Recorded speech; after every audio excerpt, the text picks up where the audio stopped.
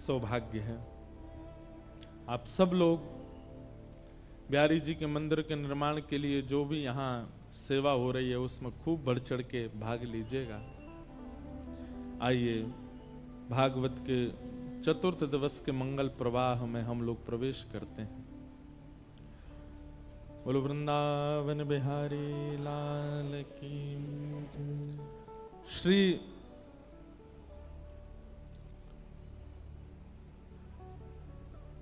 द्रौपदी के मंगल चरित्र को, मंगल भाव को हम लोग सुन रहे थे और ठाकुर जी द्रौपदी से कितना प्रेम करते हैं इस विषय पर कल चर्चा हो रही थी।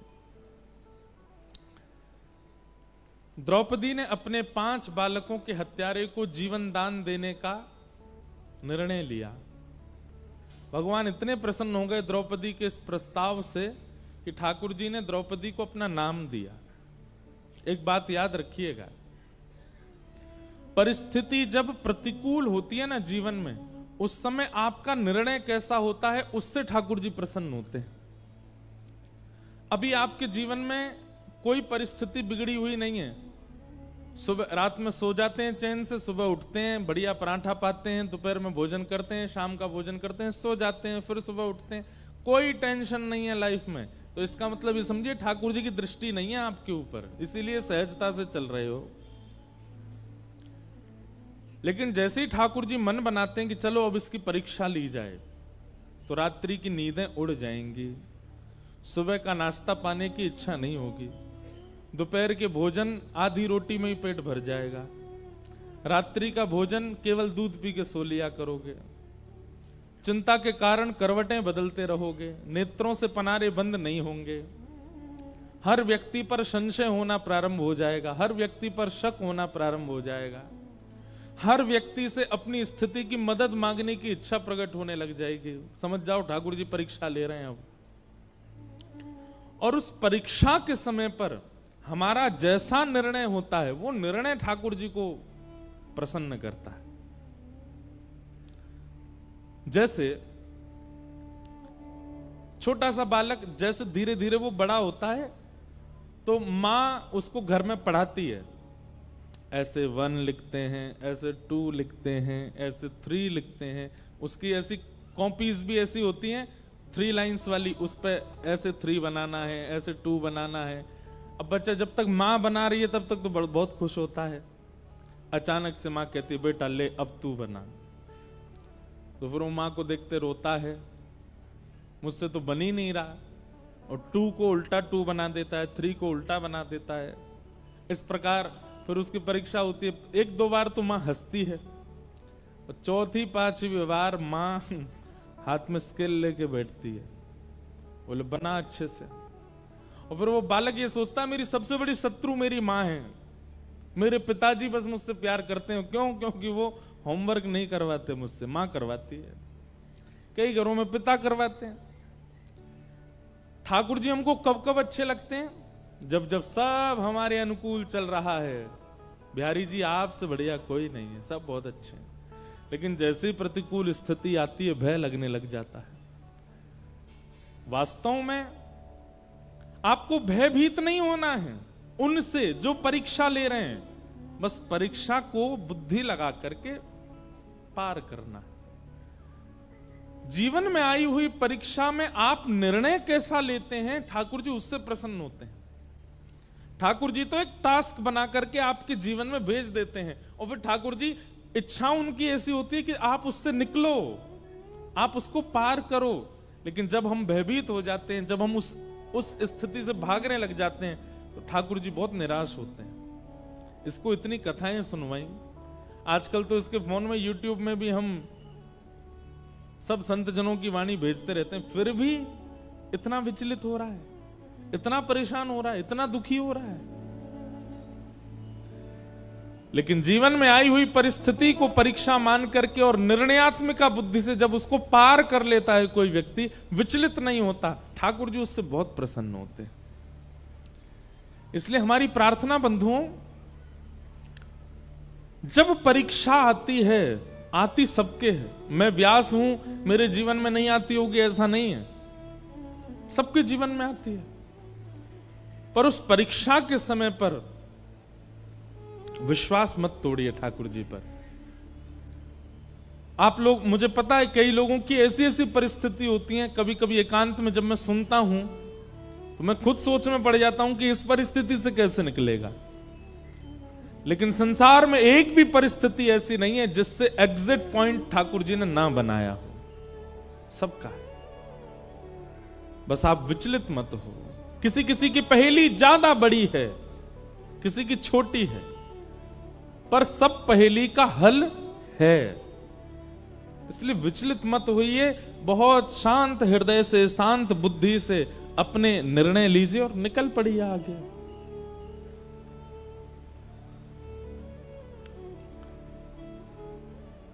ठाकुर जी की प्रसन्नता नाम जप से है, ठाकुर जी की प्रसन्नता वैष्णव तिलक धारण से है, ठाकुर जी की प्रसन्नता एकादशी व्रत धारण से है। लेकिन ठाकुर जी की अति प्रसन्नता है कि जीवन में आने वाली विचलनताओं में आप धैर्यपूर्वक खड़े हो। जीवन में आने वाले उतार चढ़ाव को आप बड़ी आसानी से पार कर रहे हो। ठाकुर जी उससे अति प्रसन्न होते हैं।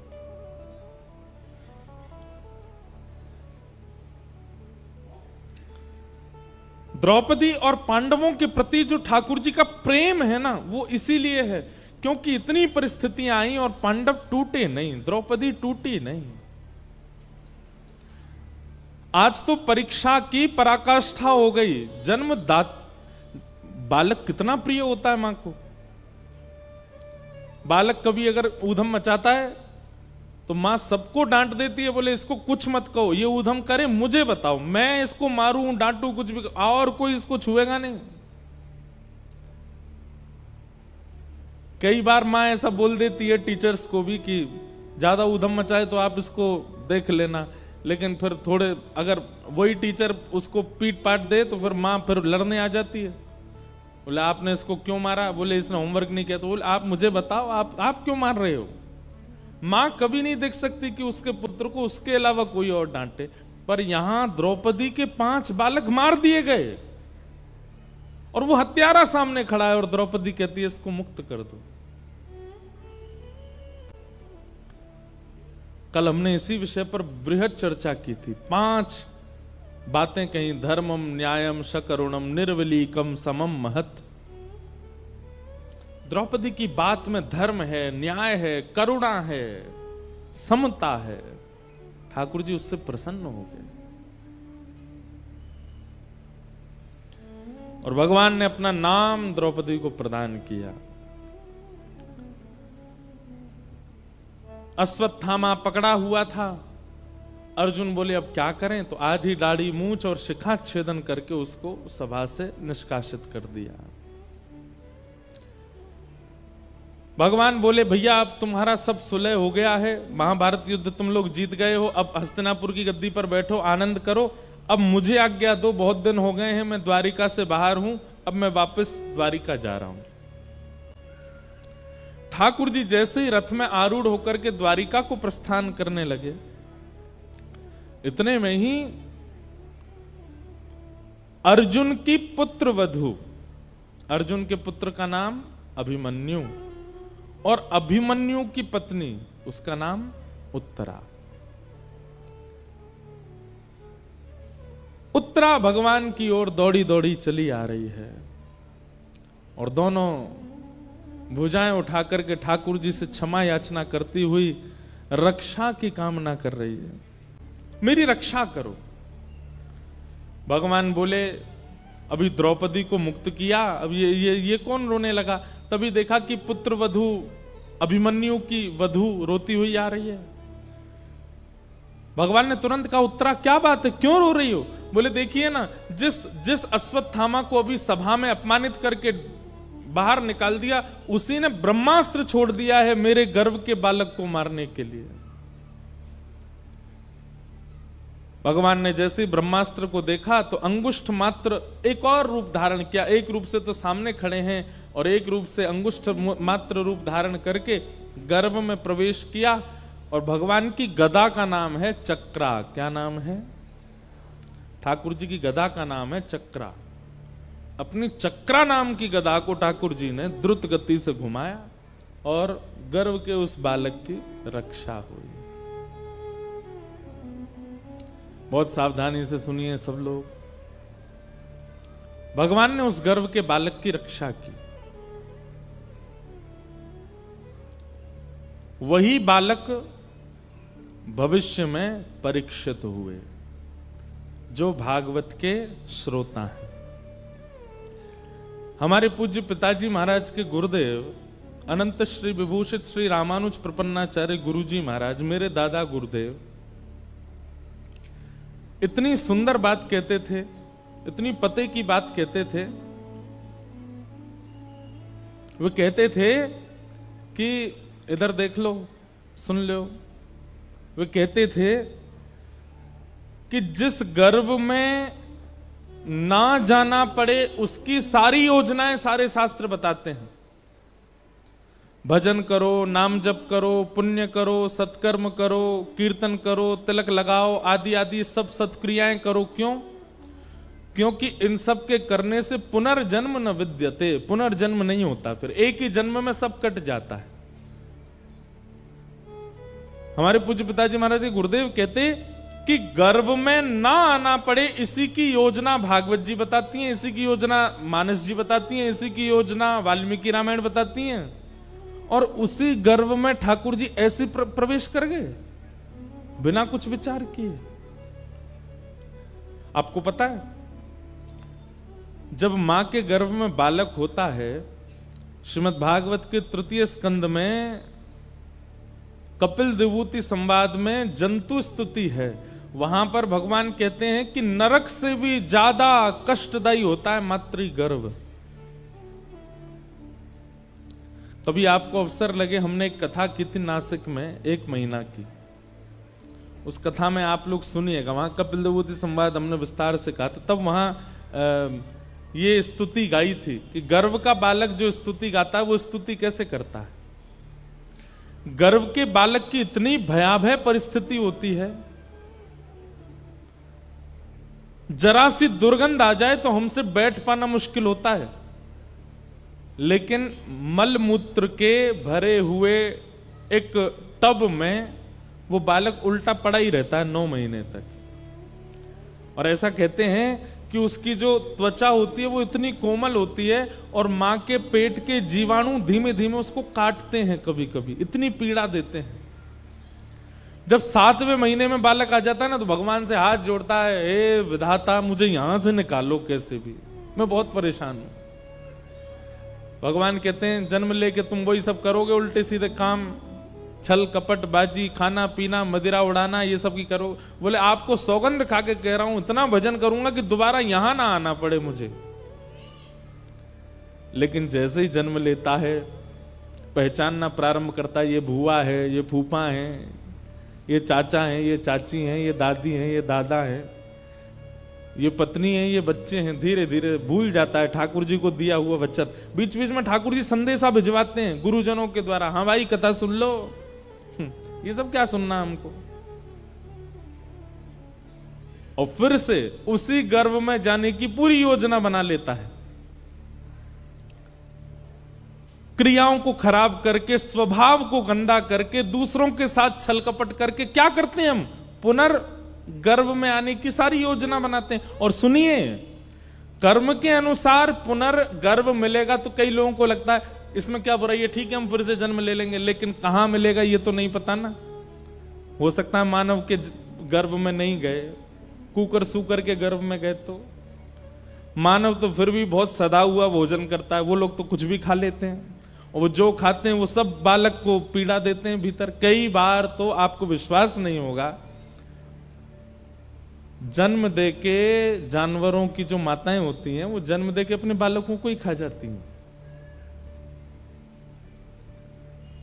अब सोचो, कोई आना चाहता है, पुनर्जन्म लेना चाहता है, लेकिन फिर भी अपनी क्रिया नहीं सुधारता, स्वभाव नहीं सुधारता, अपने वचन नहीं सुधारता, अपने नियम नहीं सुधारता, योजना पूरी बनाता है पुनर्जन्म की। तो पूरी बात हम ये कहना चाहते हैं कि पुनर्जन्म ना लेना पड़े, उसी की योजनाएं सारी बताई गई। मातृगर्भ में ना आना पड़े, पीड़ा ना सहनी पड़े, उसी की योजना सब बनाते हैं। तो फिर भगवान कैसे उत्तरा के गर्भ में प्रवेश कर गए? हमारे पूज्य गुरुदेव भगवान, दादा गुरुदेव भगवान कहते कि भैया परीक्षित राजा है इसलिए बचाने गए? नहीं। परीक्षित अर्जुन का होने वाला नाती है इसलिए बचाने गए? द्रौपदी के पुत्रों को भी बचा सकते थे ठाकुर जी। ये उत्तरा के गर्भ के बालकों को क्यों बचाया भगवान ने? तब गुरुदेव भगवान कहते हैं क्योंकि ठाकुर जी को पता है कि भविष्य में मेरी कथा का प्रथम श्रोता होगा, ये मेरी कथा का श्रोता बनने वाला है। ठाकुर जी को अपना कथा का श्रोता इतना प्रिय है कि उस प्रिय श्रोता की रक्षा के लिए गदा लेकर के ठाकुर जी गर्भ में प्रवेश किए और ब्रह्मास्त्र को नष्ट कर दिया। इसलिए आप यदि कथा में बैठे हैं तो अपना सौभाग्य मनाइए। ठाकुर जी को श्रोता इतने प्रिय हैं कि श्रोताओं के लिए ठाकुर जी गर्भ में प्रवेश करके रक्षा कर देते हैं। और केवल श्रोता की रक्षा नहीं करी है भगवान ने, वहां वक्ता श्री शुकाचार्य जी महाराज, उन्होंने भी जन्म बाद में लिया, गर्भ में मातृ दर्शन, भगवत दर्शन पहले किया।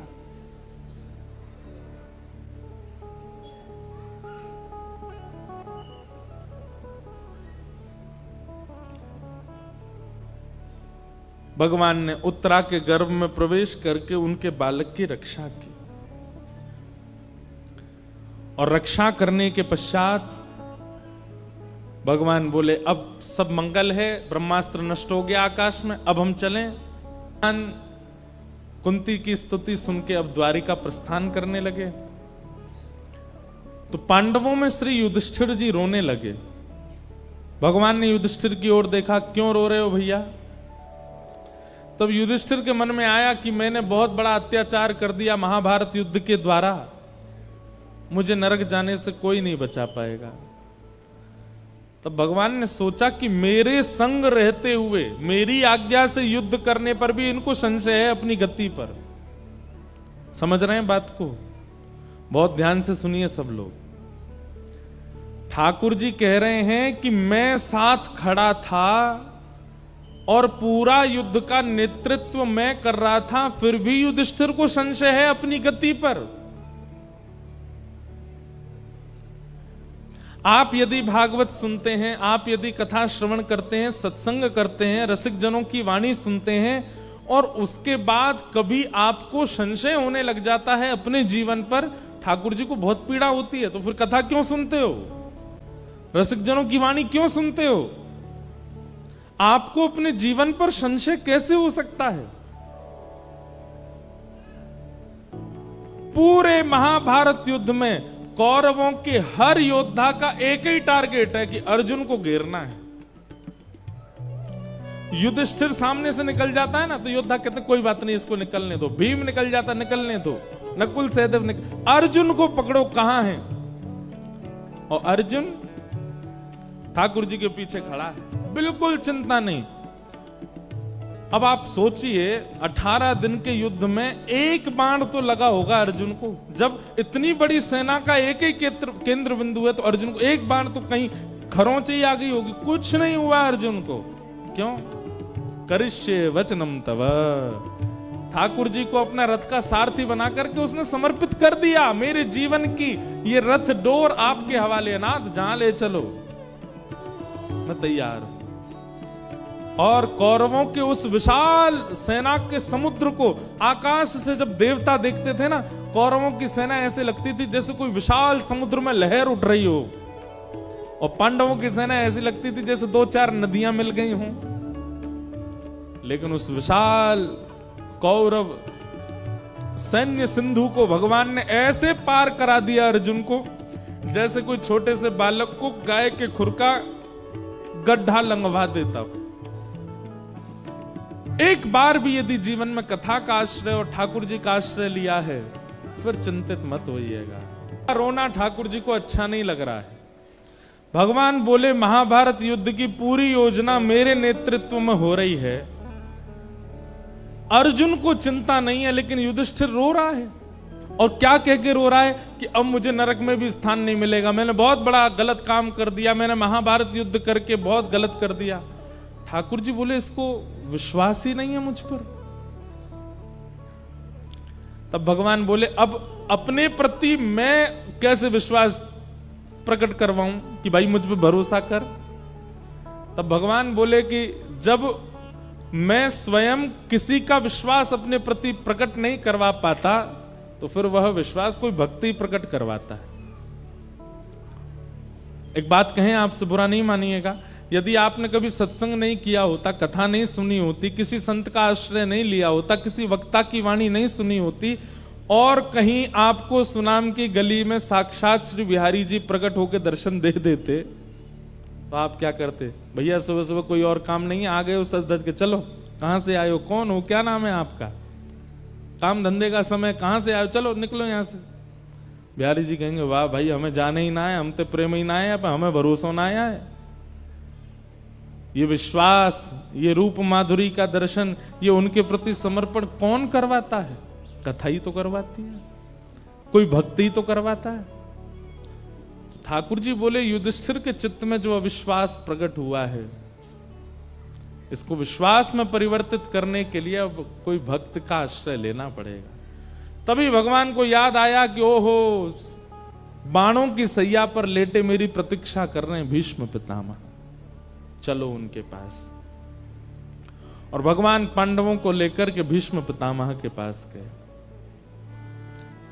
भीष्म पितामह को इच्छा मृत्यु का वरदान है, इच्छा मृत्यु का वरदान। इच्छा मृत्यु का वरदान मतलब जब तक वो ना चाहें, चाहे शरीर बीच से अलग कर दिया जाए, मरेंगे नहीं। छन्नी तो बना ही दिया, रोम रोम में बाण लगा है भीष्म पितामह के, बाणों की सैया पर लेटे हैं,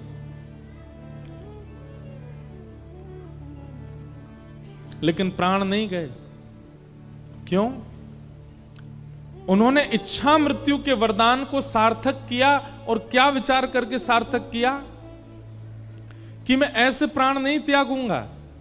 मेरे प्राण कब निकलेंगे? बोले शंख चक्र गदा पद्मधारी द्वारिकाधीश मेरे सामने खड़े होंगे, उनके नेत्रों में मैं निहार रहा हूंगा, उनसे दो बातें हृदय की कर लूंगा, उसके बाद मेरे प्राण निकलेंगे।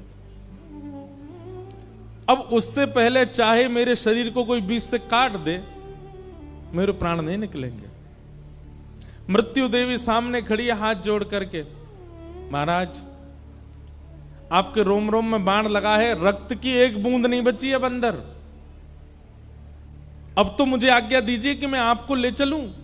भीष्म पितामह बोले खड़ी रहे, जब तक श्याम सुंदर नहीं आएंगे उनका दर्शन नहीं कर लूंगा, प्राण नहीं त्यागूंगा। मैं एक बात कहता हूं बंधुओं कि इच्छा मृत्यु का वरदान प्रत्येक मानव को मिला हुआ है। ध्यान से सुनिएगा, इच्छा मृत्यु का वरदान प्रत्येक मानव को मिला है। लेकिन बात यहां अटक जाती है कि मानव ने कभी मृत्यु की इच्छा ही प्रकट नहीं की। कोई भी व्यक्ति मृत्यु की इच्छा प्रकट करता ही नहीं, उसको जीवन की ही इच्छा है, जीवित रहने की ही इच्छा है।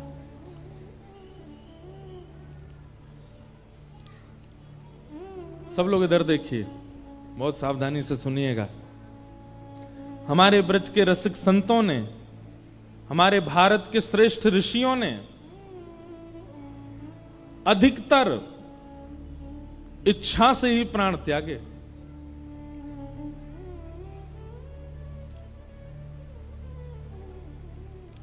मृत्यु की इच्छा बलवान नहीं है उनके आगे, हमारे आगे है। पर हमारे ब्रज के और भारत के कई ऋषियों ने अपनी इच्छा से प्राण त्यागे।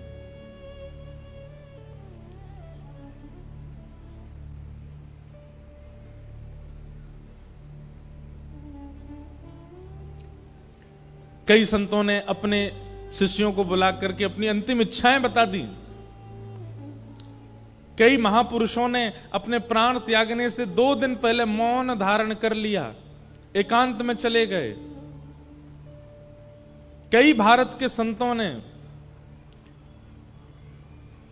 पूरे नगर से और समाज से एकांत ले लिया और एकांत में जाकर के प्राण त्यागे। ऐसी ही इच्छा मृत्यु का वरदान हम सबको मिला है, पर हमने कभी इच्छा की नहीं है। आप कहेंगे महाराज जी कैसी इच्छा करें, मतलब क्या चाहते हो आप? ब्याह ना करें, बालक बच्चों को पढ़ाएं लिखाएं नहीं, धन ना कमाएं, इच्छा मृत्यु का वरदान करें।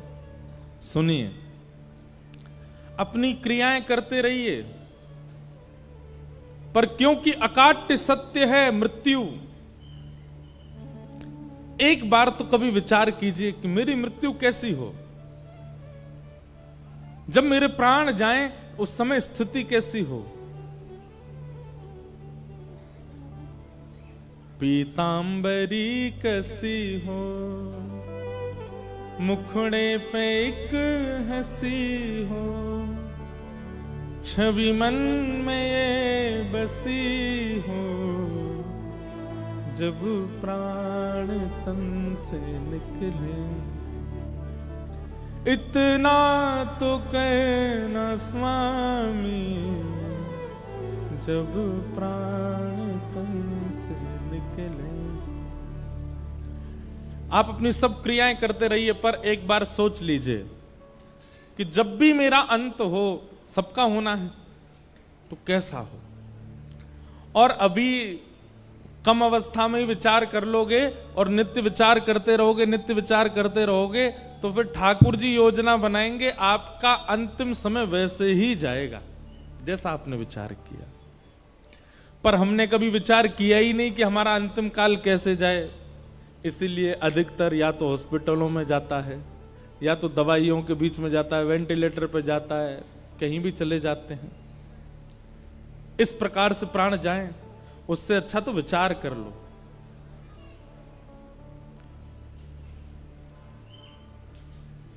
इच्छा मृत्यु। हम सुनाम से वृंदावन जाएं, राधा रमण, राधा वल्लभ बिहारी जी सब जगह दर्शन करें, और सब जगह दर्शन करने के बाद में और फिर श्री राधा वल्लभ लाल जी की प्रसादी पावें।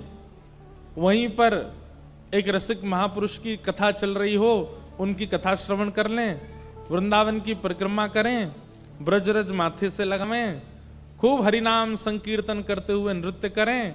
सायंकाल का समय हो जाए, सूर्यास्त हो रहा हो, लोग दीपदान कर रहे हैं यमुना जी में, और हम श्री यमुना जी के तट पर बैठे हैं, रज में सुख आसन में बैठे हैं, नेत्र बंद हो जाएं, और तभी श्री प्रियालाल जी के सुंदर अंग की सुगंध नाक में आने लगे। नेत्र खोल करके देखें तो सामने श्याम वर्ण की श्री यमुना जी में से दिव्य ठाकुर जी का स्वरूप प्रकट हो जाए। श्री प्रिया प्रियतम युगल सरकार का नित्य दर्शन एक क्षण के लिए, एक झलक बस हमको दिखे, और उसी समय श्री धाम में ही हमारे प्राण चले जाएं। ऐसा विचार कर लिया। हम कथा सुन रहे हो, आदि आदि जैसा आपको प्रिय लगे। लोग इतने ज्यादा खतरनाक हैं संसार के। एक बार मैं ये बात बोल रहा था कथा में, तो एक बालक आया अगले दिन मेरे पास। बालक नहीं था 25-26 साल का। मैंने क्या बात है भाई, सब लोग अपने अपने भाव बताते हैं। बोले महाराज जी कल आप कह रहे थे इच्छा मृत्यु का वरदान। मैंने हाँ। बोले मैंने भी सोचा, कल रात भर सोचा मेरी इच्छा मृत्यु कैसी हो। मैंने कैसी हो भाई? बोले महाराज जी दुबई में मेरा बहुत बड़ा बंगला बन जाए, करोड़ों की मुझ पर 5-6 गाड़ियां हों, और भगवत कृपा से मेरे 2-3 ब्याह हो जाए। मैंने कहा वाह भाई। मैंने कहा और? बोले मेरी मनचाही वस्तु जो मैं पाना चाहता हूं उसको मैं खा लूं, खा करके मेरा पेट भरा हो। गाड़ियों की इच्छा, घर की इच्छा, धन की इच्छा, पत्नी की इच्छा, बच्चों की इच्छा सब पूरी करके खूब प्रसाद पा करके यहां तक अपना पेट भरूं, और महाराज सभी मेरे प्राण निकल जाएं। मैंने कि भाग जा, दिखना नहीं मुझको। लोग इतने खतरनाक हैं कि वो संसार के विषयों को सोच के भी प्राण त्यागने में राजी हैं।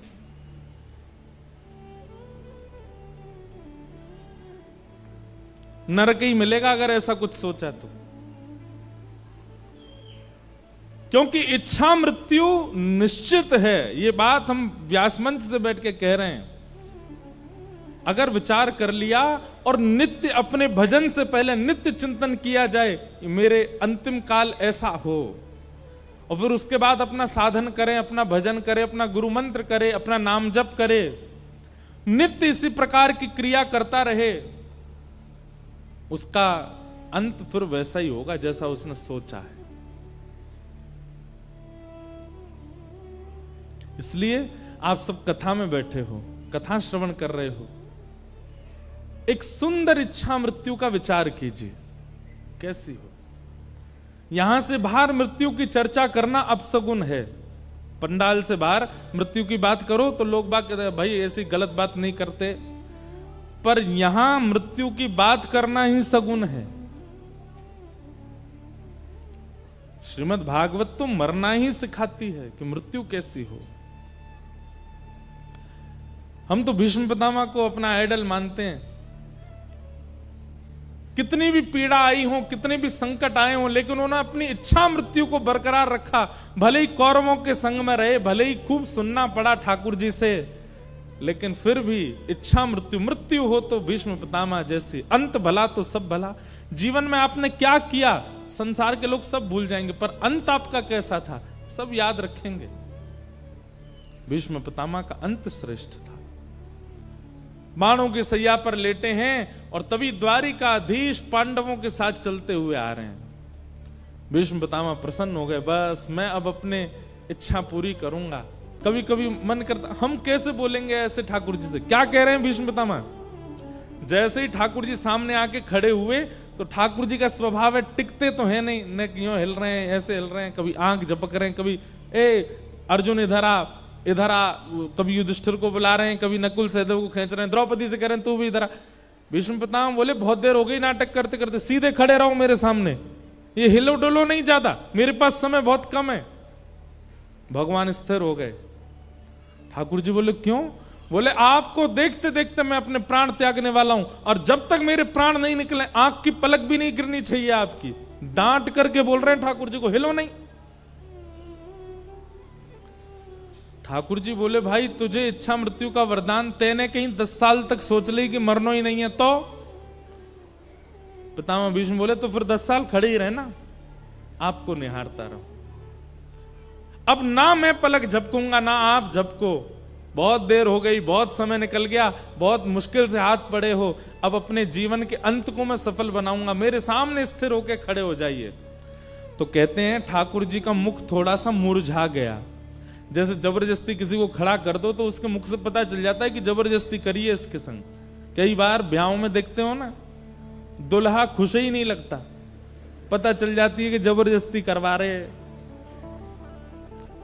दुल्हन खुश नहीं लगती, दुल्हन पता चल जाता जबरदस्ती हो रही है।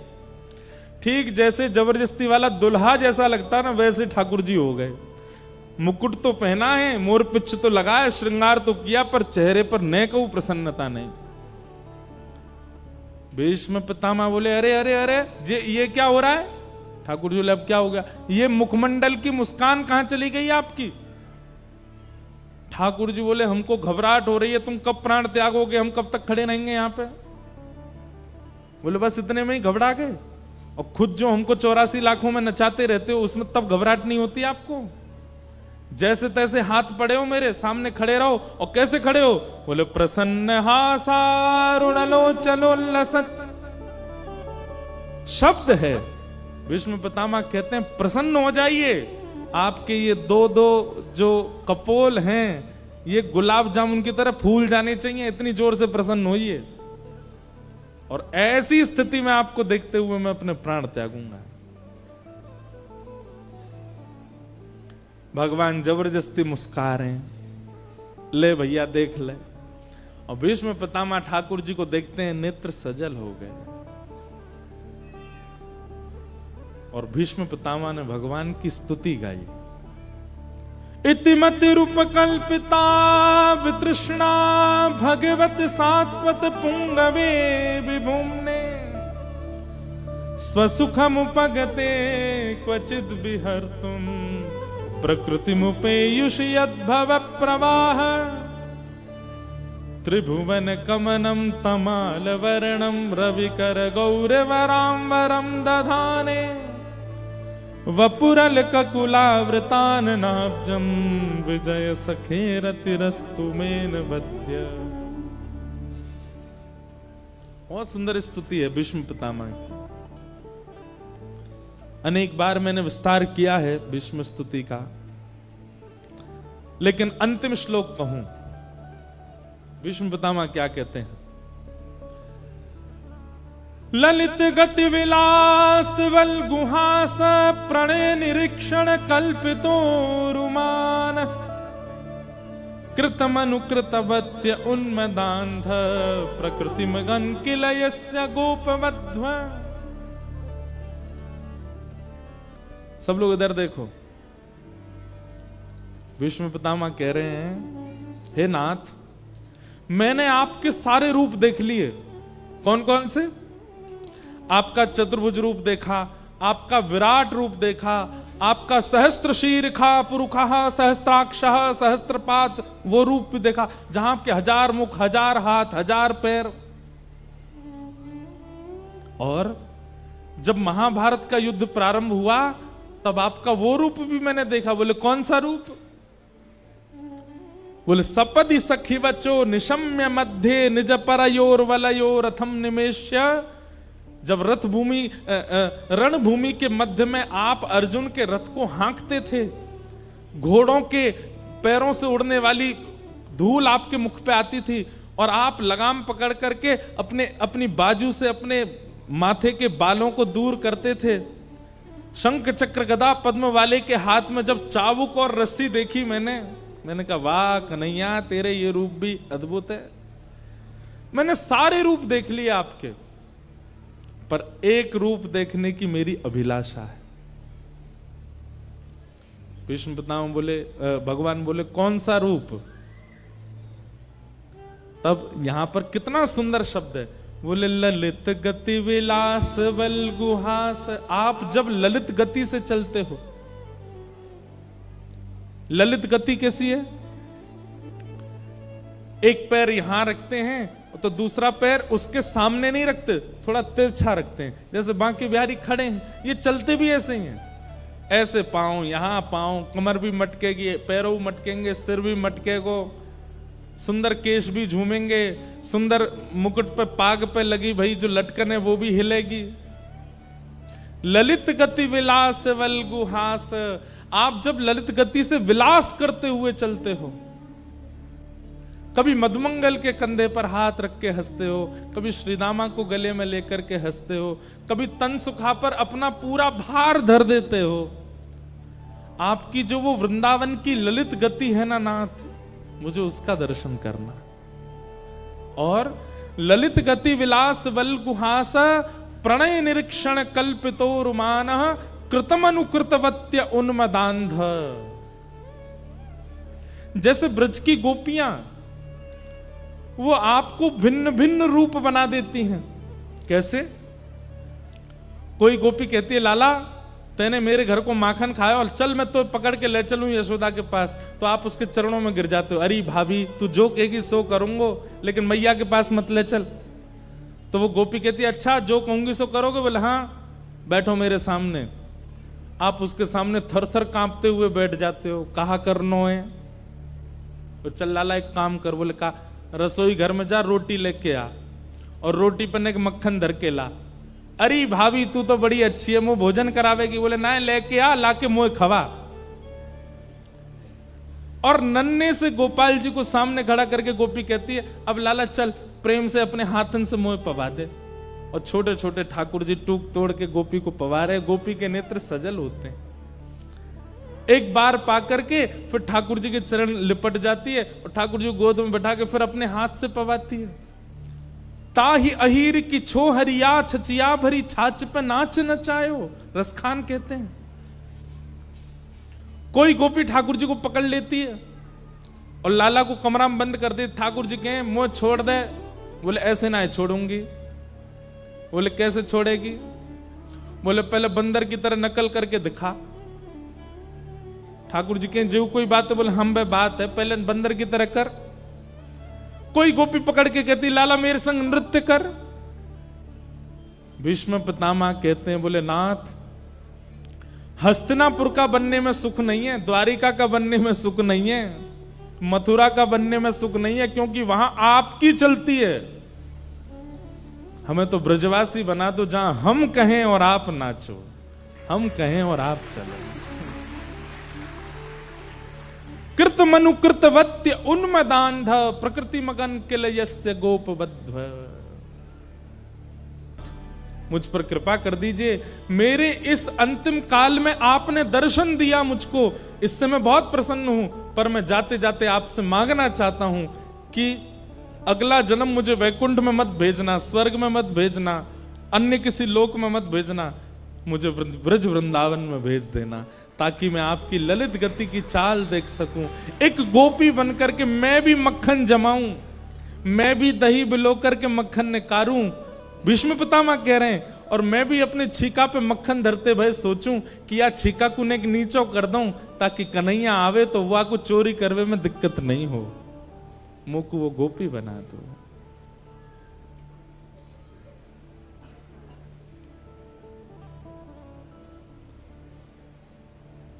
ठाकुर जी भीष्म पितामह से बहुत प्रसन्न हो गए। भीष्म पितामह ने अपनी स्तुति के अंत में ब्रज को याद किया, और पितामह भीष्म ने अपने प्राण त्याग दिए, भगवान द्वारिका को चले गए। यहां पर परीक्षित का जन्म हुआ, धीरे धीरे परीक्षित बड़े हुए। अर्जुन ने एक बार आकर के संदेश सुनाया कि द्वारिकाधीश लीला पूरी करके चले गए। परीक्षित को राज्य गद्दी पर बिठा करके पांचों पांडव स्वर्गारोहण को चले गए। परीक्षित की आयु ज्यादा बड़ी नहीं, छोटे से थे। ब्राह्मणों के नेतृत्व में बहुत कम अवस्था में, 6-7 वर्ष की अवस्था में परीक्षित राजा बन गए। बताओ, एक छत्र सम्राट बन गए। लेकिन ब्राह्मणों के निर्देश में राजपाट संभालने लगे, धीरे धीरे बड़े हुए, उनका विवाह हुआ, जन्मेजय आदि पुत्र हुए। एक दिन परीक्षित को कलयुग मिला। बैल के पैर काट रहा था काला काला व्यक्ति। परीक्षित ने उसको मारने का प्रयास किया तो चरणों में गिर गया और कहा, महाराज मुझे मत मारिए, मैं ब्रह्मा के द्वारा बनाया गया हूं। परीक्षित बोले, कौन हो तुम? बोले, सतयुग के बाद त्रेता आता है, त्रेता के बाद द्वापर, और द्वापर के बाद मेरी आगमन होता है कलयुग। मैं कलयुग हूं। कलयुग नाम सुनते ही परीक्षित घबरा गए। बोले, तुम कैसे आए? बोले, जैसे ही भगवान धराधाम छोड़ करके गए, मेरा आगमन हो गया। परीक्षित ने कहा कि मेरा राज्य छोड़ के जाना पड़ेगा। कलयुग ने कहा, मैं नहीं जा सकता, ये युग व्यतिक्रम है, आप कृपा करके मुझे कुछ स्थान दे दीजिए, मैं वहीं रहूंगा। तो द्यूतम पानम स्त्रिय सूना यत्रा धर्मस चतुर्विधः पुनश्च याचमानाय जात रूप मदात प्रभो। ये 2 श्लोकों में 5 स्थान हैं कलयुग के। जुआ, मदिरापान, परस्त्री गमन, हिंसा और अनीति से कमाया गया धन। इन 5 स्थानों पर कलयुग निवास करता है। अब इनका विस्तार अगर मैं करूं तो इन 5 का विस्तार बहुत बृहद हो जाएगा। जुआ, जुआ का मतलब खेल में खेलने वाला जुआ ही नहीं होता। जुआ का मतलब धन का असद प्रयोग कहीं भी आप करते हो, वो सब जुआ है। पानम, अपनी जिह्वा पर किसी भी ऐसे पदार्थ को आप धारण करते हो जिससे आपका दिमाग अनकॉन्शियस हो जाता है, नशा होने लगता है, वो सब पानम की दृष्टि में आता है। तीसरा है परिस्त्री गमन। एक पत्नी व्रत धारण करके रहना है। पत्नी होने के पश्चात किसी के प्रति कुदृष्टि होना ये पाप है। पति होने के पश्चात किसी अन्य पुरुष के प्रति भाव होना ये पाप है। द्यूतम पानम स्त्रिय, और चौथा स्थान बताया सूना, यानी कि हिंसा, जबरदस्ती। कोई बात इतनी बड़ी नहीं है फिर भी लड़ाई करनी है। उसने मुझसे ऐसा बोला क्यों, उसने ऐसा किया क्यों, इसका मुंह फोड़ूंगा मैं। ये जबरदस्ती के कलेश करने की जिनकी बहुत मन स्थिति होती है उनको, वो भी कलयुगी हैं। जैसे पता चल जाए, ए सुन, पता है कल तेरे बारे में ऐसे ऐसे कह रहे थे, क्या कह रहे थे? बोले वो नहीं याद मुझे क्या कह रहे थे, बस कह रहे थे, बस पूरी रात सोया नहीं, दिन भर सोया नहीं, उन लोगों के बीच में पहुंच गया, लड़ने लगा, उनको ब्लॉक मार दिया सब जगह से, ले बेटा। इस प्रकार की मनस्थिति वाले लोग ये कलयुगी हैं। हिंसा में उनकी बड़ी रुचि होती है, लड़ने झगड़ने में बिल्कुल पीछे नहीं रहते। और अंतिम कलयुगी लोगों का लक्षण क्या है? बिना मेहनत के धन कैसे मिल जाए, इसकी विचारधारा में जो लगे रहते हैं। अनीति से कमाया गया धन, ये 5 स्थान कलयुग को प्रदान किए। राजा परीक्षित ने एक संत का अपमान कर दिया, जिसके कारण उनके मस्तिष्क में कलयुग प्रविष्ट हो गया। और संत के पुत्र शमिक ने 7 दिन में मरने का श्राप दिया। मैं सूक्ष्म में कह रहा हूं क्योंकि प्रसंग अभी बहुत हैं, सबको प्रणाम करना है। आप सब लोग तैयार होके बैठे हैं, पीले पीले बने आए हो, ठाकुर जी को नंदोत्सव होना है, इसलिए बस क्रम पूरा कर रहे हैं। परीक्षित जी महाराज को 7 दिन में मरने का श्राप लगा, पर वो विचलित नहीं हुए। जैसे ही उन्हें पता चला कि मुझे 7 दिन में मरने का श्राप लगा है, तुरंत अपना मुकुट उतार दिया, अपने पुत्र को बुला करके उसको पहना दिया और कहा, बेटा अब तुम राज शासन संभालो। पत्नी को बुला के कहा, बिल्कुल विचलित मत होना, मैं सौभाग्यशाली हूं, संसार का कोई व्यक्ति जानता ही नहीं है कि उसकी मृत्यु कब होगी, अगले क्षण भी हो सकती है, पर मैं ये जानता हूं कि 7 दिन से पहले मेरी मृत्यु नहीं होगी, 7वें दिन ही होगी, इसलिए मैं अपना कल्याण कर सकता हूं। मतलब जीवन में होने वाली स्थिति को नकारात्मक वे में ना सोच करके उसमें कोई सकारात्मक बुद्धि रखता है, ये एक वैष्णव का लक्षण है। कोई काम जिसके लिए आप वर्षों से लगे थे, अंत में आकर के वो नहीं बना। संसारी व्यक्ति तो टूट जाएगा, लेकिन वैष्णव वो टूटेगा नहीं, वो उसके प्रति भी कोई सकारात्मक भाव रखेगा। शायद ये काम बन जाता, बनने के बाद में कुछ बहुत बड़ी घटना हो जाती, इसलिए ठाकुर जी ने बनने ही नहीं दिया, ऐसी विचारधारा। परीक्षित की सोच कितनी अच्छी है। परीक्षित कहते हैं कि संसार का कोई भी व्यक्ति नहीं जानता कि उसकी मृत्यु कब होगी, पर मैं जानता हूं कि मैं 7 दिन से पहले तो नहीं मरूंगा। इसलिए देवी, इन 7 दिनों को मैं भगवत अर्पित करना चाहता हूं, मुझे आज्ञा दो। पत्नी की आज्ञा लेकर के परीक्षित वन में चले गए, और वन में उन्हें श्री अनेक संत मिले, तभी वहां श्री सुखदेव जी का आगमन हुआ। बोलो सुखदेव जी महाराज की। सुखदेव जी महाराज जैसे आकर के मंच पर विराजमान हुए, परीक्षित ने चरणों में प्रार्थना करते हुए कहा, महाराज जल्दी मरने वाली की मुक्ति का उपाय बताओ। जिसके जीवन के केवल 7 दिन बचे हैं, उसको मुक्ति प्राप्त करने के लिए क्या करना चाहिए, कृपा कर आप मुझे आज्ञा दें। और यहां से श्री सुखदेव जी बोलना प्रारंभ करते हैं। अब देखो एक बात सुनिएगा, सब लोग इधर देखो, सावधानी से सुनो। सुखदेव जी का प्रसंग अब प्रारंभ हो रहा है। कोई भी साधु, कोई भी संत, कोई भी वक्ता, कोई भी वैष्णव यदि कभी कुछ कहने जाता है ना, उसका स्वभाव है वो पहले अपने इष्ट को वंदन करेगा, उसके बाद ही कुछ बोलेगा। हम कथा प्रारंभ करते हैं उससे पहले अपनी परंपरा से जो पूज्य पिताजी महाराज व्यास मंच पे मंगलाचरण करते हैं, वही मंगलाचरण करेंगे।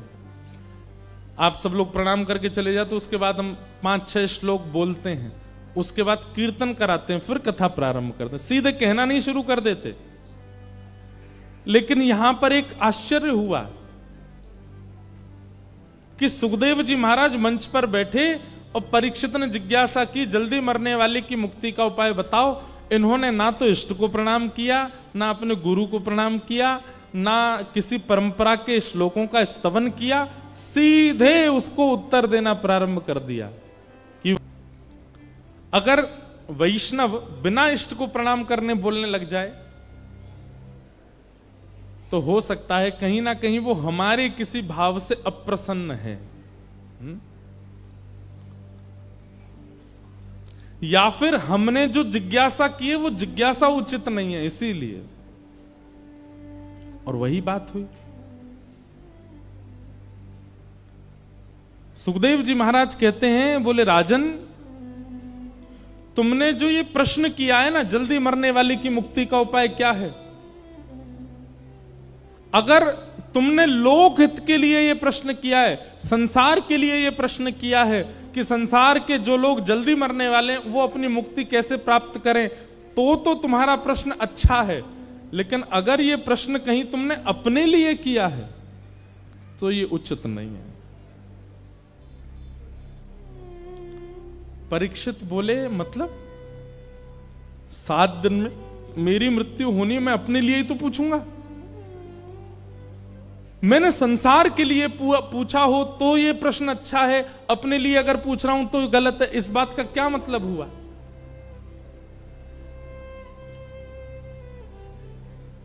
जो लोग आ रहे हैं, जा रहे हैं, उठ रहे हैं, बैठ रहे हैं, हमारी प्रार्थना है। पीछे वाले लोग इतने शांति से कथा सुनते हैं, आगे वाले लोग एक तो लेट आते हैं और फिर आके उठ उठ के और भागते हैं, सबको डिस्टर्ब करते हैं। ये देखो पीछे वाले ताली बजा रहे हैं, कोई नहीं, हम तुमको ही कथा सुना रहे हैं। बिल्कुल, आगे वाले तो बैठ जाते हैं बस। वो बेचारे इतने ध्यान से कथा सुनते हैं, पर ये बीच वाले और आगे वाले, इनको उठने से ही फुर्सत नहीं होती। यहां से आएंगे वहां, हमारा भी ध्यान भंग होता है। इतना अद्भुत प्रसंग चल रहा है। अगर ये आपके जीवन के कई प्रश्नों के उत्तर हैं और फिर बाद में आप यही प्रश्न हमसे एकांत में करोगे, जब मिलने आते हो, महाराज जी इसका उत्तर बता दो, कथा क्यों नहीं सुनी थी? पता है आपको, ये वैसी बात हो जाती है कि टीचर ने क्लास में पढ़ाया, तब तो सुने नहीं, जब प्रश्न पेपर आ गया, सर आपने ये तो पढ़ाया ही नहीं था। टीचर उस समय कहता हूं, एक मुक्का मारूं तुझे, पूरी क्लास पढ़ रही थी, कहां था तू? ये आगे वाले बीच वाले वही बालक हैं। जब जीवन में संकट आएगा ना, तो फिर जीव निकारे डोलेंगे, हमने क्यों नहीं सुना तब, इसका प्रश्न तो महाराज जी उत्तर देके ही नहीं गए कथा में, सब बता रहे हैं हम, सुनो तो सही। अब इतनी अच्छी बात है, यहां पर परीक्षित कह रहा है कि जल्दी मरने वाले की मुक्ति का उपाय क्या है, और सुखदेव जी कह रहे हैं अगर ये प्रश्न तुमने सबके लिए किया है तो ये प्रश्न अच्छा है, पर निज अपने लिए पूछ रहे हो तो गलत है। परीक्षित बोला, श्राप मुझको लगा है 7 दिन में मरने का, तो मैं अपने लिए ही तो पूछूंगा, और आप कह रहे हैं कि सबके लिए अच्छा, तुम्हारे लिए अच्छा नहीं। कितनी सुंदर बात। सुखदेव जी कहते हैं, परीक्षित ये प्रश्न तुम्हारे लिए उचित इसलिए नहीं है क्योंकि तुम कौन हो, ये बड़ी बात है। संसार के लोग सामान्य हैं, पर तुम कौन हो? मैं पांडवों का वंशधर, बोले नहीं, गलत उत्तर दिया तुमने। मैं पृथ्वी का एक छत्र सम्राट परीक्षित, बोले यह भी गलत उत्तर है। तो फिर मुझे क्या उत्तर देना चाहिए? तब श्री सुखदेव जी महाराज कहते हैं, तुम वो बालक हो जिसकी मृत्यु को भगवान ने टाला था। तुम वो बालक हो जो अपनी मातृ गर्भ में प्राण त्यागने वाला था, पर ठाकुर जी ने आकर के तुमको बचाया। तुम वो बालक हो। तुम वो बालक हो जिसने जन्म बाद में लिया है, गर्भ में भगवान का दर्शन पहले किया है। और ऐसा बालक, बात सुनो, ऐसा बालक जिसकी रक्षा स्वयं प्राणनाथ ने की हो, जिसकी रक्षा स्वयं संसारनाथ ने की हो, जगन्नाथ ने की हो, वो बालक मेरे सामने हाथ फैला के कह रहा है जल्दी मरने वाले की मुक्ति का उपाय बताओ। तुम तो पहले ही मुक्त हो चुके हो क्योंकि तुम्हारी रक्षा भगवान ने की है। ठाकुर जी की एक झलक किसी पर पड़ जाए, ठाकुर जी का स्पर्श किसी को हो जाए, ठाकुर जी के भ्रमण के दायरे में, जहां ठाकुर जी भ्रमण कर रहे हो उस दायरे में अगर कोई जीव जंतु भी आ जाए, उसकी भी मुक्ति हो जाती है। तुम तो वो बालक हो जिसने अपनी मातृ गर्भ में भगवान का दर्शन किया। तुम मुक्ति की कामना कैसे कर सकते हो? सीधी बात यह है परीक्षित, तुम पहले से ही मुक्त हो, तुम्हें मुक्ति की कामना नहीं करनी है, तुम्हारी मुक्ति तो होगी होगी, क्योंकि तुम तो ठाकुर जी के संस्पर्श के बालक हो। इसलिए ये प्रश्न अगर तुम अपने लिए कर रहे हो तो ये उचित नहीं है, क्योंकि तुम्हारी मुक्ति से कोई अभिप्राय नहीं है। शुक्राचार्य जी महाराज कहते हैं भगवान ने मां के गर्भ में प्रवेश करके तुमको केवल इसलिए बचाया कि एक दिन तुम मुक्ति मांगो।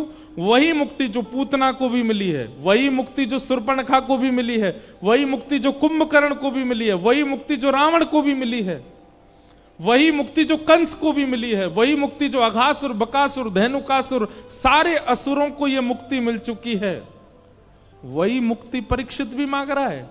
तो फिर भगवान ने तुम्हारी मां के गर्भ में तुमको बचाया क्यों? ठाकुर जी को कोई उम्मीद है तुमसे, इसलिए।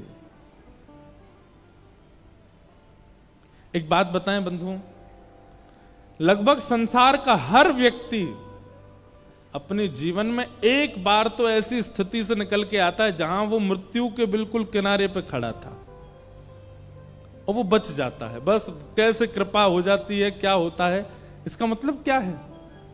ठाकुर जी एक मौका, अवसर तो सबको देते हैं। हम सब परीक्षित हैं, हम सबको ठाकुर जी कभी ना कभी जरूर बचाते हैं, लेकिन उसके बाद भी हम संभलते नहीं, फिर भी संसार की क्रिया और फिर अंत में मुक्ति की कामना करते हैं।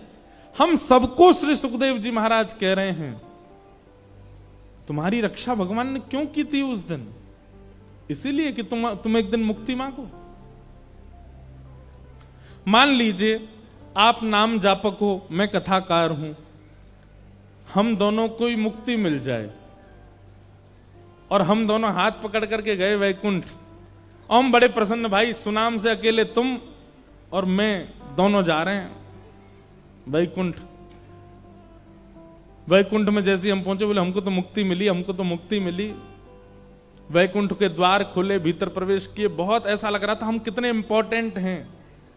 और जैसे ही भीतर गए तो हमको कहां बैठा दिया गया, लीजिए आप यहां बैठ जाओ। हम जाके बैठ गए, हमने देखी हाँ भाई लंबी लाइन है यहां पे, देखें तो सही और किस किस को मुक्ति मिली है। अरे ये तो अमृतसर वाले भाई साहब हैं, इनको भी मुक्ति मिली है। अरे ये तो हिसार वाले भैया, इनको भी मिल गई है। तभी क्या देखा थोड़ी दूर पर, ये 10 मुंह वाला कौन बैठा, बोले ये रावण है, इसको भी मिली है।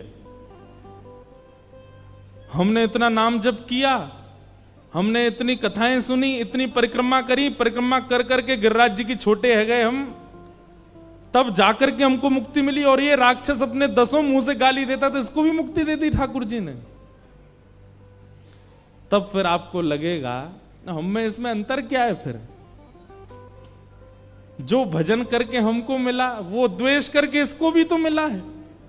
क्योंकि गोस्वामी जी कहते हैं भाव कुभाव अनख आलसहु, नाम जपत मंगल दिश दशहु।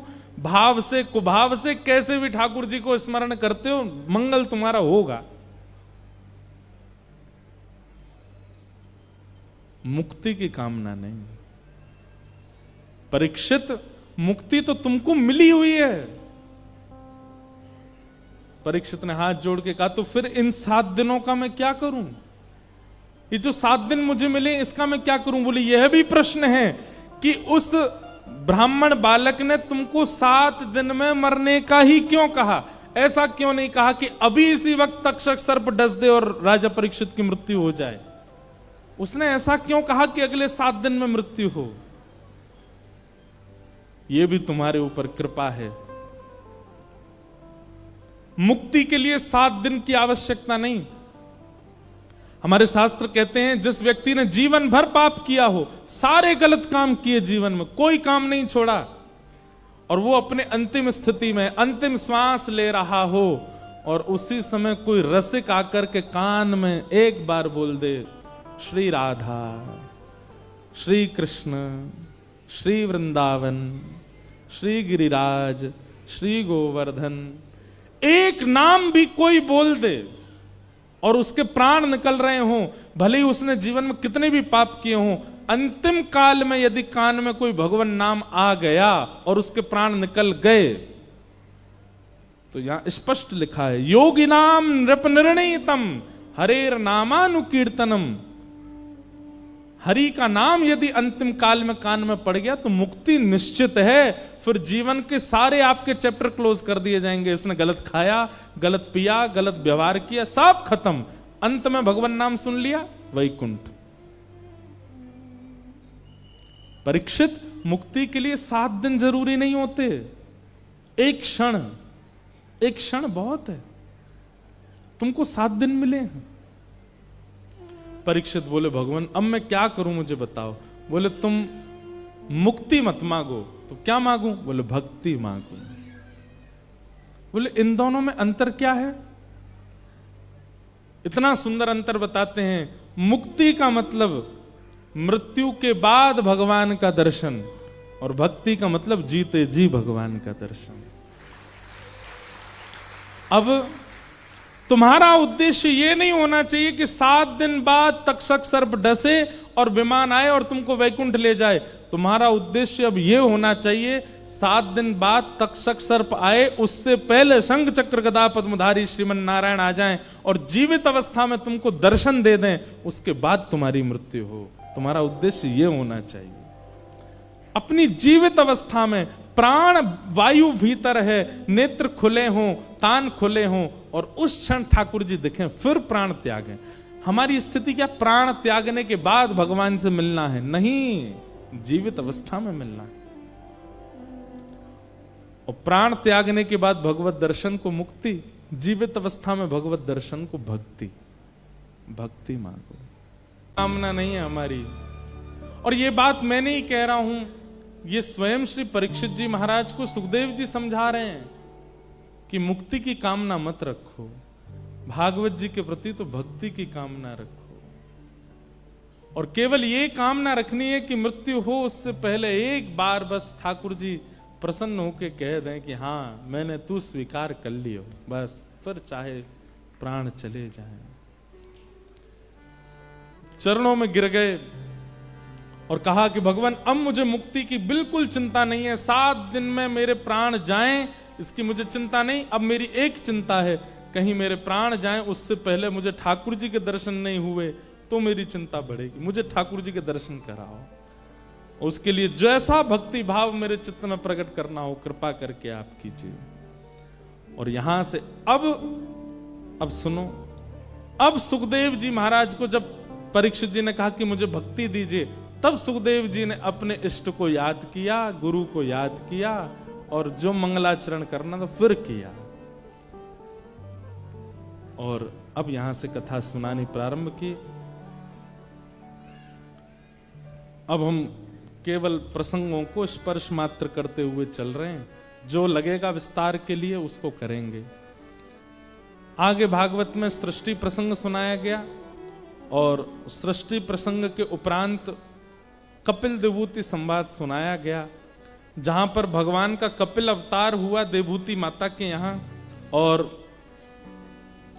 भगवान ने देवभूति माता के प्रश्नों के कई उत्तर दिए। वहां पर कपिल देवभूति संवाद बहुत सुंदर है। अच्छा, देवभूति माता ने एक प्रश्न किया, उसका केवल हम उत्तर सुन के फिर आगे के प्रसंग में चलेंगे। देवभूति माता ने एक प्रश्न किया कि भगवान आपके कितने प्रकार के भक्त होते हैं और उन भक्तों में आपको कौन से प्रिय होते हैं, कृपा करके मुझे बताओ। तब भगवान ने अपने 4 प्रकार के भक्तों का वहां वर्णन किया, और उन चारों में प्रसन्न कौन से होते हैं, किन से प्रसन्न ठाकुर जी होते हैं, उनके बारे में ठाकुर जी ने बताया। उत्तम, तामस, राजस, सात्विक और निर्गुण, 4 प्रकार के भक्त हैं। बहुत ध्यान से सुनिए सब लोग, इधर देखो। तामस, राजस, सात्विक और निर्गुण, हम कौन से हैं इनमें से? सुनिए जरा। सबसे पहला तामस भक्त। तामस भक्त कैसा होता है? बोले, अभिसिंधाय यो हिंसाम दंभम मात्सर्यमेव वा संरंभी भिन्द्रग्भावम मयि कुर्यात् स तामसः। भगवान कह रहे हैं सुन लीजिए, कहीं आप में ये गुण तो नहीं है। ठाकुर जी कह रहे हैं जब भी मेरे सामने आएगा किसी की शिकायत लेके ही आता है, हे ठाकुर जी वो व्यक्ति ऐसा ऐसा कर रहा है, हे ठाकुर जी वो बहुत ज्यादा उज्जवल भविष्य उसका हो रहा है, हे ठाकुर जी उसके बच्चे बहुत ज्यादा पढ़ लिख रहे हैं, हे ठाकुर जी उसके यहाँ ऐसा हो रहा है। और दूसरों की केवल शिकायत ही करता है और उनकी हिंसा की भावना से आता है। हिंसा की भावना मतलब उसकी इच्छा ये होती है कि ठाकुर जी इतनी कृपा करो कि उसके काम धंधे सब रुक जाएं, इस कामना से जो मेरे सामने आता है। दूसरा, ये एक लक्षण है। तामसी भक्त का दूसरा लक्षण, ये दूसरों में हो सकता है कि पहला वाला लक्षण ना हो, दूसरा वाला होता हो। दूसरा क्या है? बोले दंभ। दंभ मतलब पाखंड। दंभ कैसा होता है? दिखाएंगे कि परम भक्त हैं, परम वैष्णव हैं, परम भागवत हैं, परंतु जब तक सब देख रहे हैं तब तक तो परम भागवत हैं। जैसे ही लगा कि सब गए सोई महाराज महासंसारी हो जाते हैं। ये दंभ। नाम जप कर रहे हैं, गुरुदेव के द्वारा दिया हुआ माला फेर रहे हैं, तिलक लगा के घूम रहे हैं, क्यों? सब देख रहे हैं इसलिए। जैसे एकांत में आए, देखा सब चले गए, माला झूली जेब में, माथे से तिलक मिटा लिया, दंभ चल रहा था, हो गया खत्म। ये तामसी भक्त है। और तीसरा लक्षण क्या है? ये तीन अलग अलग भी हो सकते हैं सबके अंदर। किसी के अंदर केवल दंभ ही होगा, किसी के अंदर केवल हिंसा ही होगी। और तीसरा लक्षण तामसी भक्त का क्या बताया? मात्सर्य एव वा। मात्सर्य मतलब दूसरे के प्रति ईर्ष्या होना। करते तो नाम जप हैं, करते तो भक्ति हैं, शंकर जी पर दूध चढ़ाते हैं, बिहारी जी को प्रणाम करते हैं, फूल बंगला बनवाते हैं वृंदावन में जाके, पर शहर में जिसमें रहते हैं वहां किसी से ईर्ष्या है। वो ईर्ष्या आज तक घटी नहीं है बिल्कुल भी। ईर्ष्या युक्त होकर के भजन कर रहे हैं, ऐसे भक्त को तामसी कहा गया। भगवान कहते हैं ये मुझे बिल्कुल पसंद नहीं है। तामसी पहले भक्त। दूसरे भक्त कौन से हैं? बोले राजस। राजस भक्त कैसे होते हैं? तो विषयान विसंधाय यश ऐश्वर्यमेव वा अर्चादावर्चयिद्यो माम पृथक भावस राजस। राजस भक्त का लक्षण कैसा होता है? बोले विषयान विसंधाय। एक तो भक्ति से, भजन से, परिक्रमा से, गुरु दीक्षा से, कथा सुनकर के भी ये अपने विषय को नहीं छोड़ते। जिस विषय में पढ़े उसमें पढ़े ही रहते हैं। अगर धुआं उड़ाने का इनका शौक है, कितनी कथा सुनेंगे, कितने मंदिर जाएंगे, धुआं उड़ाना बंद करते नहीं है। विषय नहीं छोड़ते, परिवर्तन नहीं आता विषयों में। और इनकी हमेशा कामना क्या होती है? हमें बहुत यश मिले, हमें ऐश्वर्य मिले, हम धनवान हो जाएं, हम पे ये भी आ जाए, वो भी आ जाए, ऐसा केवल और केवल वस्तुएं चाहते हैं। तीसरा इनके बारे में बताया, ये कथा वक्ताओं के प्रति, वैष्णवों के प्रति, ब्रजवासियों के प्रति, संतों के प्रति, तिलकधारियों के प्रति इनकी कोई श्रद्धा नहीं होती। इनकी केवल एक जगह श्रद्धा है, कहां? मूर्ति में, ठाकुर जी की जहां पर अर्चा विग्रह विराजमान है, केवल उसके सामने झुकते हैं। उसके अलावा किसी संत महापुरुष किसी के आगे कभी नहीं झुकते। ऐसे भक्त को क्या कहते हैं? राजस। ठाकुर जी कहते हैं ये भी मुझे बिल्कुल पसंद नहीं। ऐसी संख्या जब बहुत ज्यादा मंदिर में हो जाती है तो ठाकुर जी कह रहे हैं मैं बहुत थक जाता हूं उनसे मिलके, मुझे बिल्कुल प्रिय नहीं।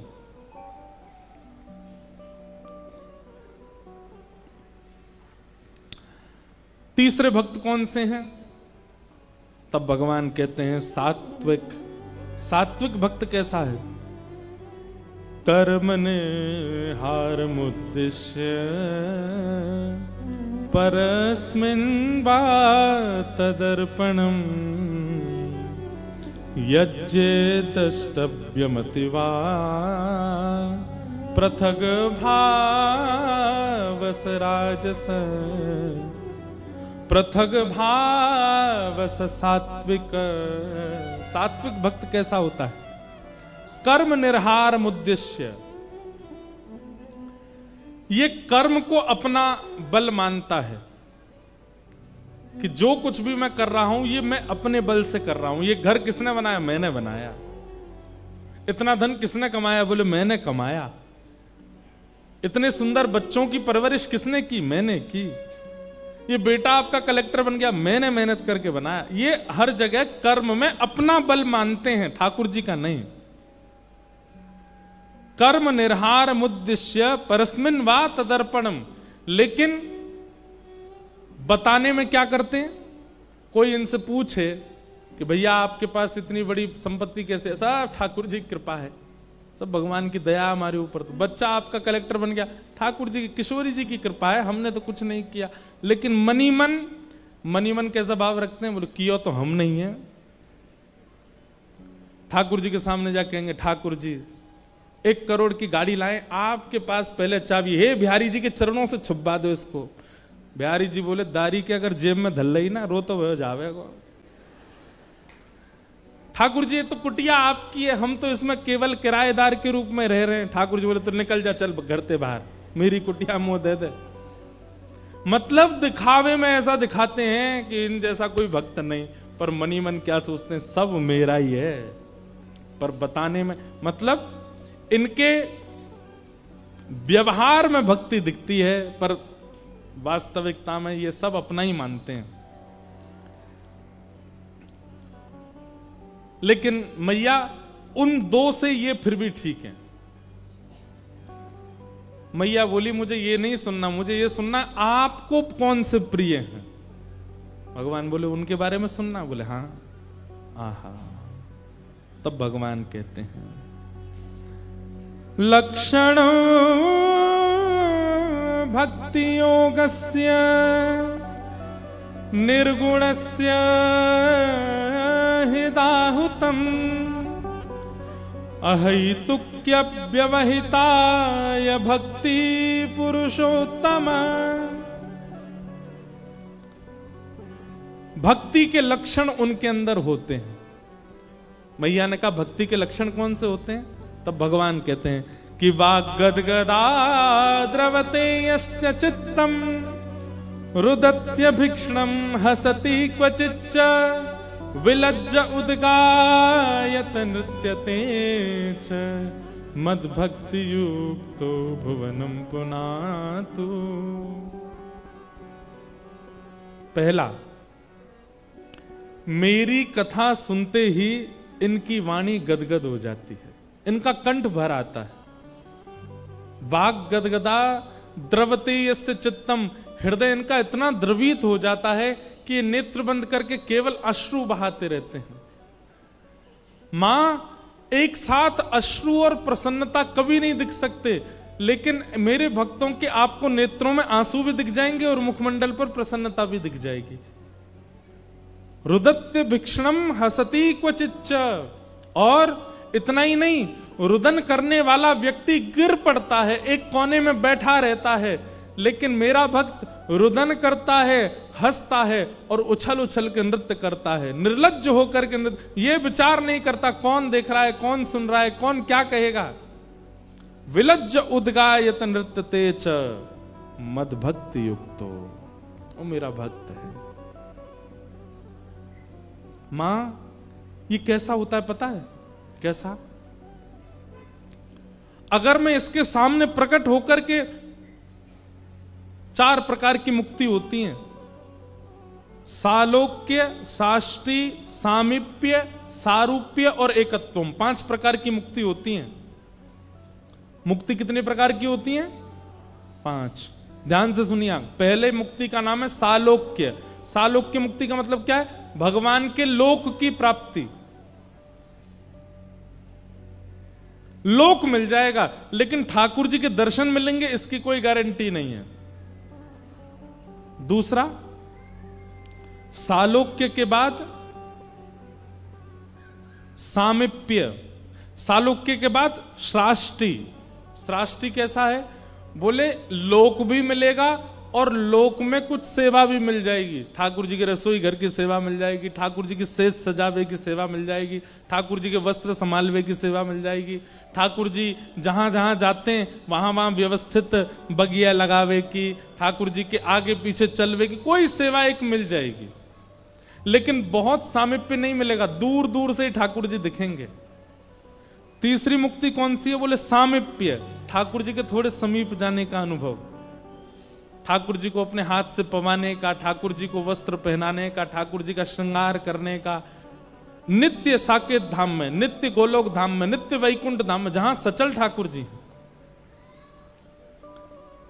और फिर चौथी मुक्ति कौन सी? सारूप्य, ठाकुर जी जैसा ही रूप आपका हो जाएगा और बिल्कुल ठाकुर जी के संग सखा भाव से आप विचरण करोगे। ठाकुर जी बैठेंगे, ठाकुर जी कहेंगे आओ मेरे बगल में बैठो, तो आपको बैठने का अधिकार होगा।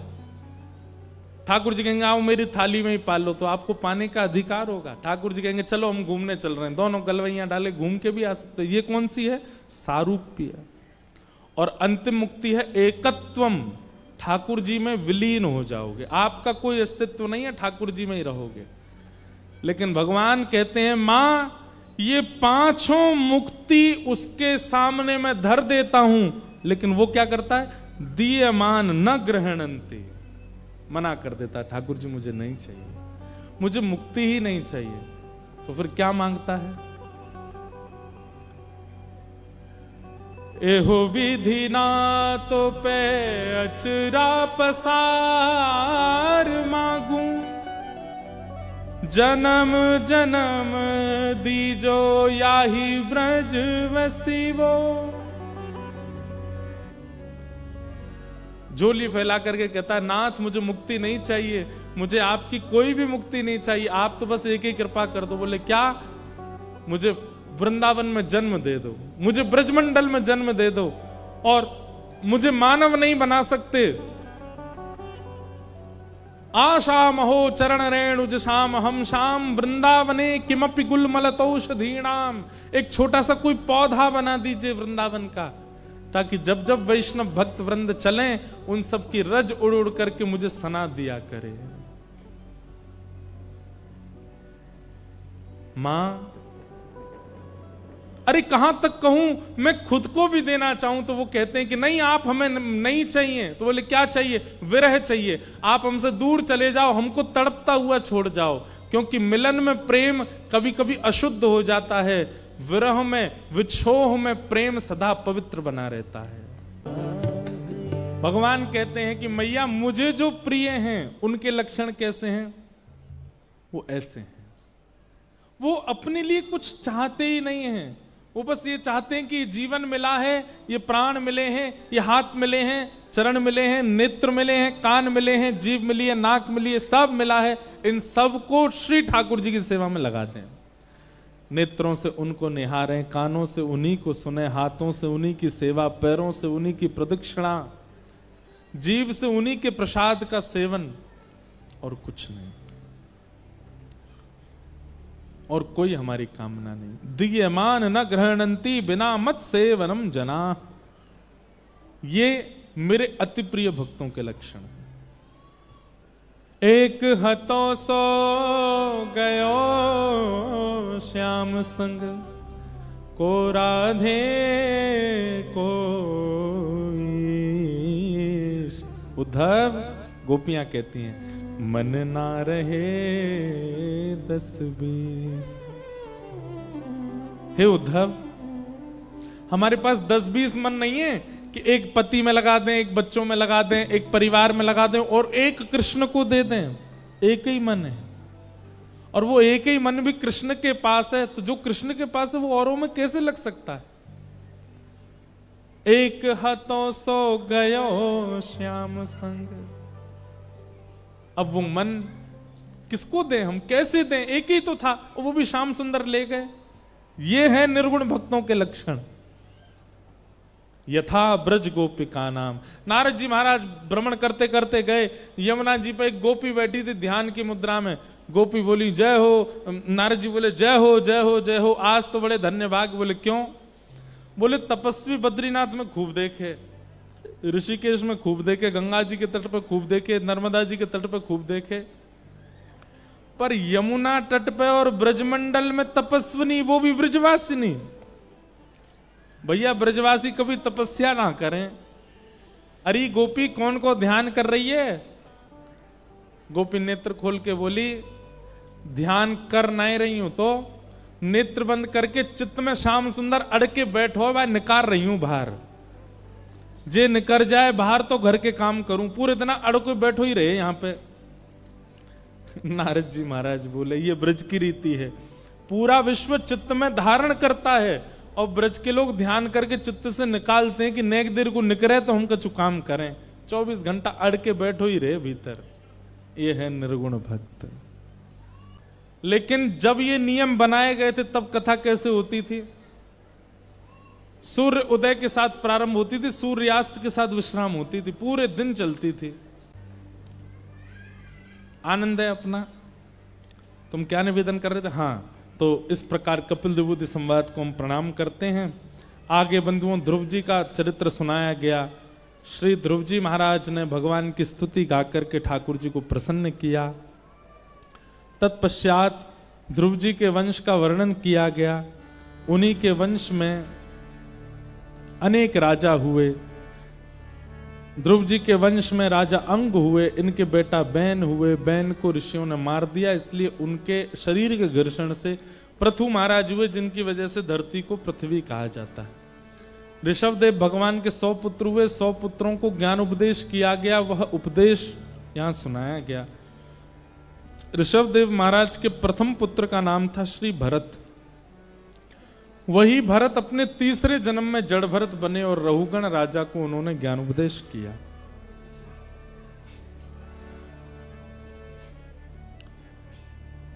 ज्ञान उपदेश करते हुए श्री जड़ भरत जी महाराज ने रहुगण राजा की बुद्धि को स्थिर किया। भूगोल खगोल का वर्णन करते हुए नरकों का वर्णन किया और नरकों के वर्णन में ही अजामिलोपाख्यान सुनाया गया। तत्पश्चात वृत्रासुर का चरित्र सुनाया, जहां भक्त वृत्त ने भगवान की किस प्रकार आराधना करके उनको प्राप्त किया। बहुत सुंदर है वृत्रासुर की स्तुति। वृत्रासुर की स्तुति के पश्चात प्रहलाद जी का चरित्र आया, जहां हिरण्यकश्यप के पुत्र श्री प्रहलाद जी महाराज। जो लोग ऐसा कभी कभी कहते हैं, बहुत ध्यान से सुनिए, इधर देखिए, इधर देखो, सब लोग कथा सुनो। कई लोग ऐसा कहते हैं हमारे परिवार में वैष्णव नहीं है, माता पिता वैष्णव नहीं है, पति वैष्णव नहीं है, ससुराल के लोग वैष्णव नहीं है, हम वैष्णव धर्म का पालन कैसे करें? जैसे प्रहलाद जी ने किया वैसे करो। ना माँ पिता भाई बंधु परिवार का एक व्यक्ति भी अनुकूल नहीं था प्रहलाद जी का, लेकिन फिर भी प्रहलाद जी महाराज ने श्री नृसिंह भगवान की प्राप्ति करी। एक बात हम कहते हैं कथा में, पिताजी डॉक्टर हैं, माताजी डॉक्टर हैं, भैया डॉक्टर हैं, दादाजी डॉक्टर हैं, और उसके बाद आप भी डॉक्टर बन गए तो कोई ज्यादा बड़ा उत्सव नहीं मनाया जाएगा घर पर। लेकिन पिताजी भी डॉक्टर नहीं है, माँ भी नहीं है, पिताजी दादाजी भी नहीं है, भैया भी, दूर दूर तक रिश्तेदारों में कोई डॉक्टर नहीं, और आप डॉक्टर बन जाओ, उसका उत्सव विशेष होता है, उसकी प्रशंसा विशेष होती है। ठीक वैसे ही सब वैष्णव हैं और आप भी वैष्णव हो गए तो इसमें कोई बड़ी बात नहीं है। पिताजी भी तिलक लगाते हैं, माँ भी लगाती हैं, भाई भी लगाते हैं, बहन भी, आप भी लगाते हो, कोई बड़ी बात है। वे लोग भी प्याज लहसुन नहीं खाते, आप भी नहीं खाते, कोई बड़ी बात है? बड़ी बात तो तब मानी जाए जब सब विपरीत हैं और तब भी आप भजन नहीं छोड़ो, तब भी आप अपना साधन ना छोड़ो, तब भी आप अपना गुरु तिलक ना छोड़ो, तब भी आप अपना नाम जप ना छोड़ो, तब भी आप अपने जिह्वा पर कभी असद वस्तु को ना आने दो, तब ठाकुर जी आपसे प्रसन्न होंगे। भैया बहती नदी में तो नाव कोई भी चला देगा, पर दिशा जहां की तरफ भाव है उसमें विपरीत नाव चला के दिखाना, ये नाविक की पहचान है।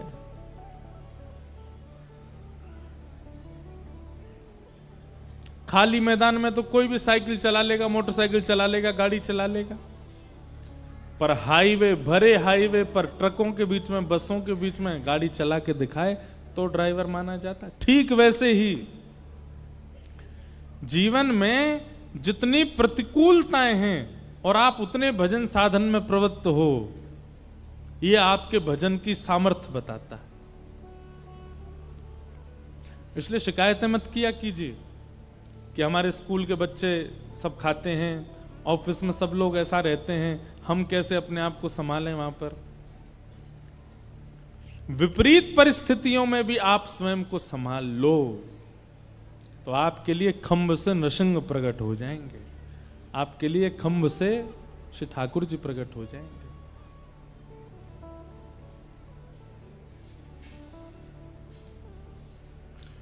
भगवान प्रहलाद जी भक्त हुए और प्रहलाद जी के भक्त होने का कारण उनकी माता जी जब कयाधु गर्भवती थी तब हिरण्यकश्यप अमर बनने के लिए तपस्या करने गया था हिमालय पर, और उसी काल का अवसर जानकर के श्री नारद जी महाराज ने इनकी पत्नी, हिरण्यकश्यप की पत्नी कयाधु को भागवत का रसस्वादन पान कराया, और सप्ताह नहीं अनेक दिनों तक कराते रहे। अनेक दिनों तक बैठ करके भगवत चर्चा उन्होंने सुनी, एकांत में बैठ करके सुनती थी। उसी का प्रभाव हुआ कि गर्भ का बालक परम भागवत प्रहलाद हुआ। हमारी प्रार्थना है, बहुत सावधानी से सुनिए सब लोग। इधर देखो, इधर देखो, यहां देखो, इतना इधर देखो हमने आज तक कहीं नहीं बोला जितना सुना हमें बोलना पड़ता है। हम सही बता रहे हैं, आप लोग बहुत विचलित होते हो इधर उधर। इधर देखो, बहुत ध्यान से सुनो।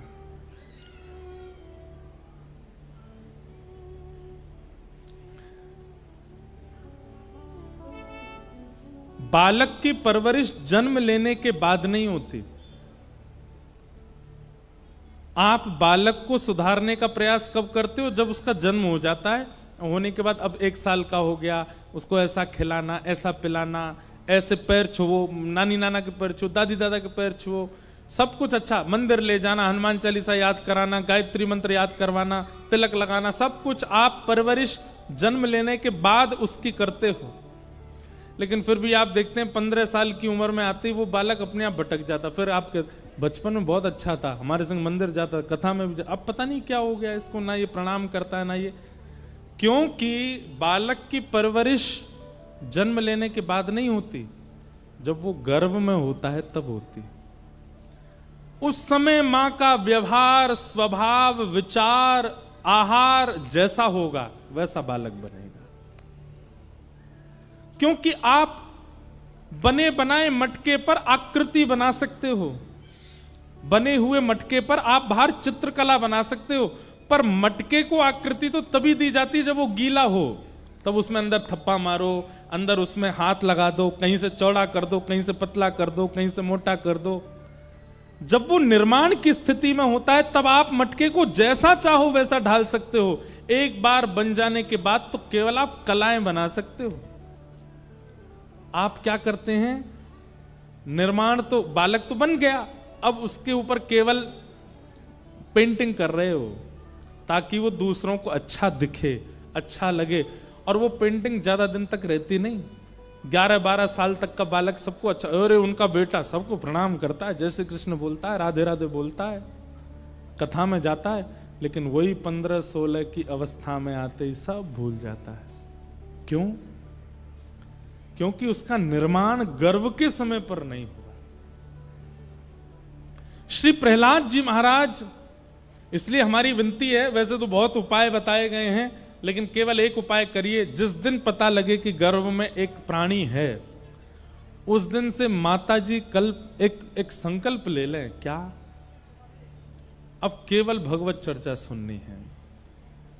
कोई फालतू चर्चा चल रही है, 4 महिलाएं बैठ करके किसी की बुराइयां कर रही हैं, उठो वहां से, जितना हो सके भगवत चिंतन करो, केवल वो पाओ ऐसा सोच करके पाओ, वो विचार करो ऐसा सोच करके विचार करो कि इसी से मेरे बालक का निर्माण होगा।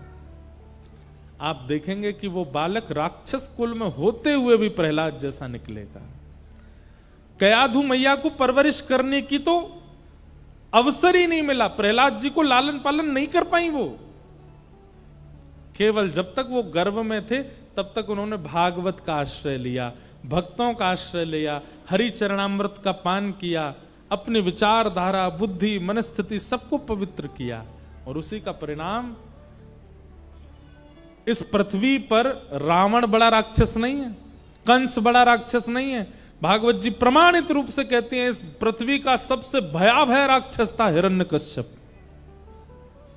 हिरण्यकश्यप जैसा भयावह राक्षस नहीं था। उसके यहां प्रहलाद का जन्म हो गया। किसकी कृपा से? केवल मां के आचार विचार की शुद्धता से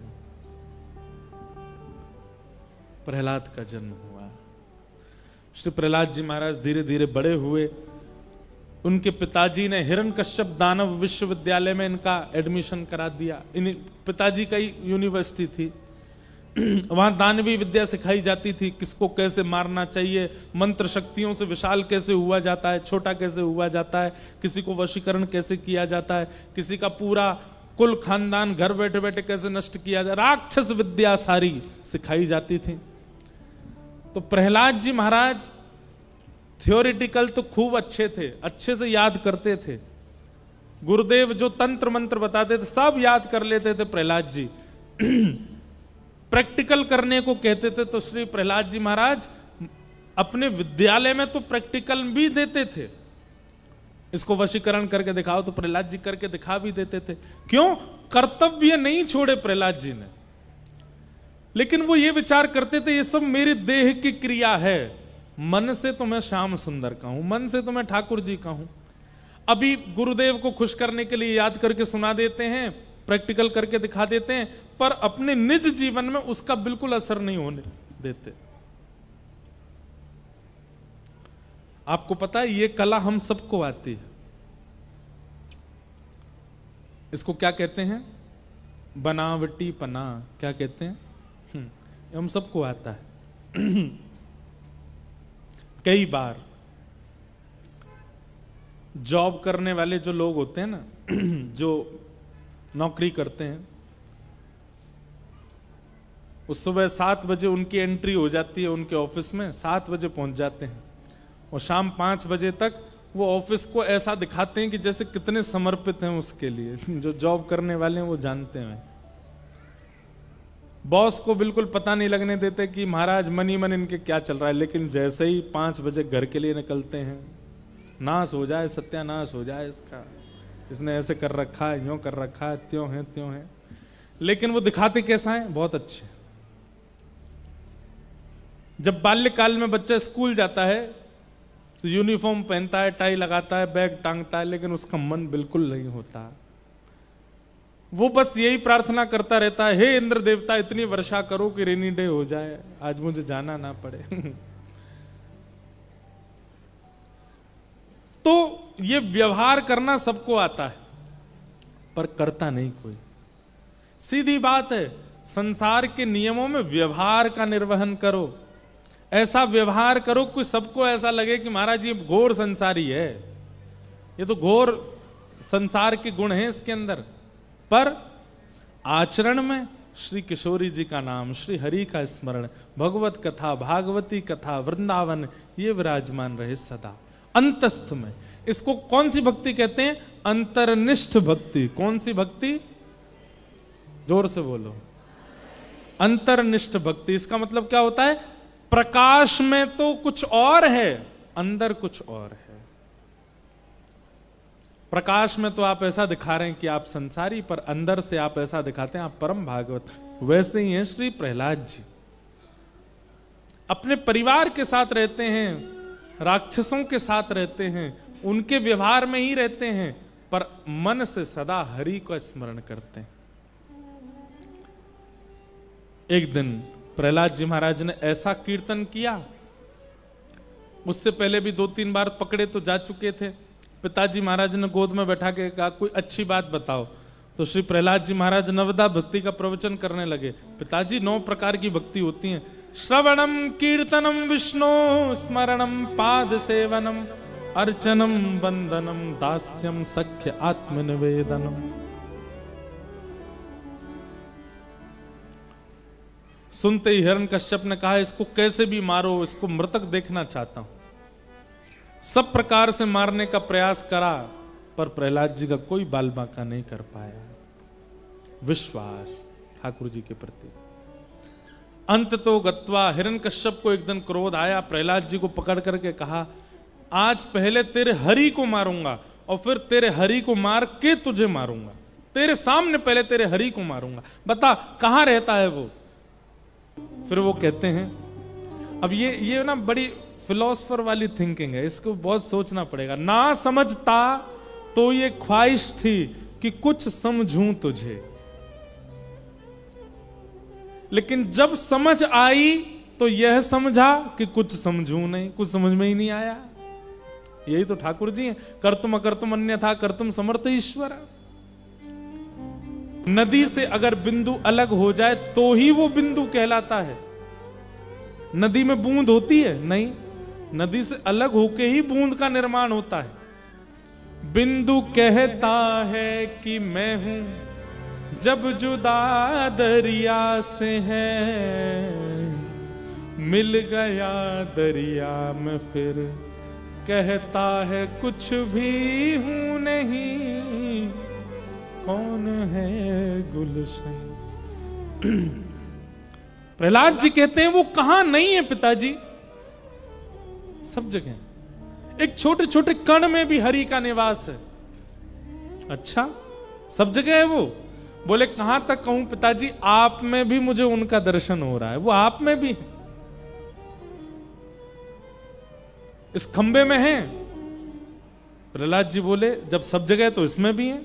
तुरंत मुष्टिक प्रहार किया और जैसे ही मुष्टिक प्रहार किया, खंभ भेदन करके भगवान का प्रचंड स्वरूप नृसिंह प्रकट हो गया।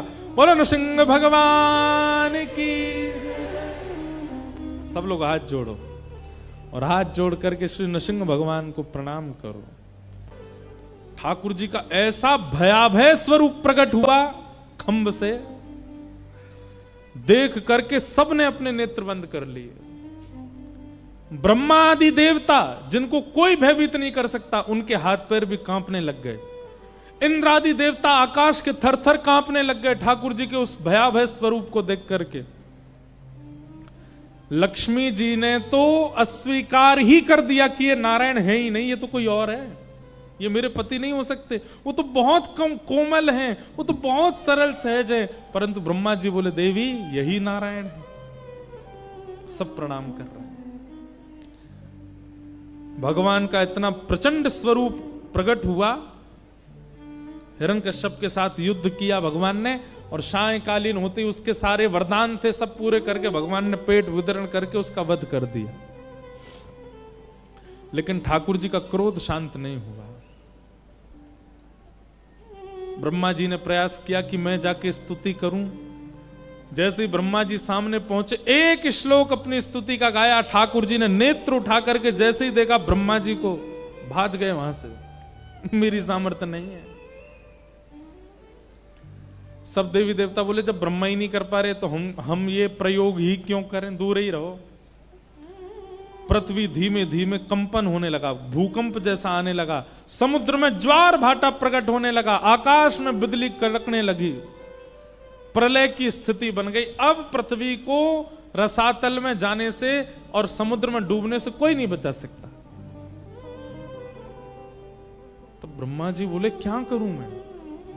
तभी देखा एक खंभ के पीछे 5.5 वर्ष का नन्हा सा ध्रुव हाथ जोड़ करके खड़ा है। ब्रह्मा जी गए, ध्रुव प्रहलाद ये तुम्हारे लिए आए हैं। मेरी स्तुति से, अन्यों की स्तुति से कोई लाभ नहीं होगा। तुम जाओ और तुम जाके प्रार्थना करो। और नन्हे से प्रहलाद जी, छोटे से प्रहलाद जी, विशाल विकराल नृसिंह भगवान बैठे हैं सिंहासन के ऊपर, और सामने नन्हा सा प्रहलाद जाकर के हाथ जोड़ करके ठाकुर जी की स्तुति गा रहा है। 5 वर्ष के बालक में थोड़ा तोतलापन होता है, और प्रहलाद जिस स्थिति में जाने के लिए ब्रह्मा भी घबरा रहे हैं, शंकर भी घबरा रहे हैं, साक्षात लक्ष्मी भी घबरा रही हैं, वहां प्रहलाद सहजता से खड़े हो गए और खड़े होकर के ठाकुर जी की स्तुति गाने लगे। बंधुओं, प्रहलाद जी का शब्द सुनते ही ठाकुर जी क्रोध विरोध करना सब भूल गए, नेत्रों में अश्रु आ गए। ठाकुर जी दौड़ करके गए और प्रहलाद को अंक में भर के अपनी गोद में बैठा लिया, और जैसे एक शेर अपने बालक को चाटता है, ठाकुर जी जीभ निकाल करके प्रहलाद को चाट रहे हैं, अपना वरद हस्त फेर रहे हैं उसके सिर पर।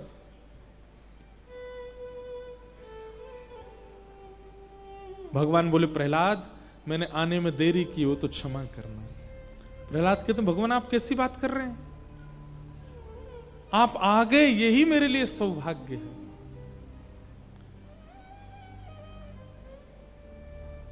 मेरे मन में ऐसी बात आती है, मैंने किसी से सुना नहीं, मैंने कहीं पढ़ा नहीं, पर मेरे मन में ऐसी बात आती है कि प्रहलाद जी को तनिक सा क्षोभ हुआ।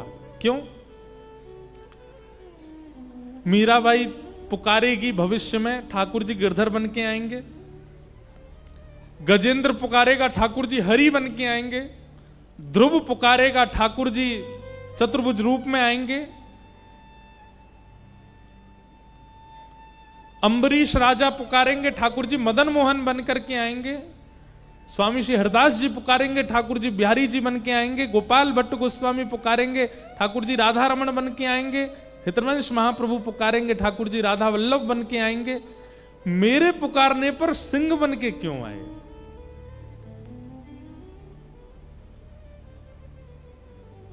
सबके लिए इतना सुंदर और इतना कोमल स्वरूप और मेरे लिए सिंह स्वरूप। ये बात कहीं लिखी पढ़ी सुनी नहीं, मेरे मन में आई है ऐसे कि कभी प्रहलाद जी ने शायद ये चिंता जताई होगी कि ठाकुर जी मेरे लिए कोमल बन के क्यों नहीं आए।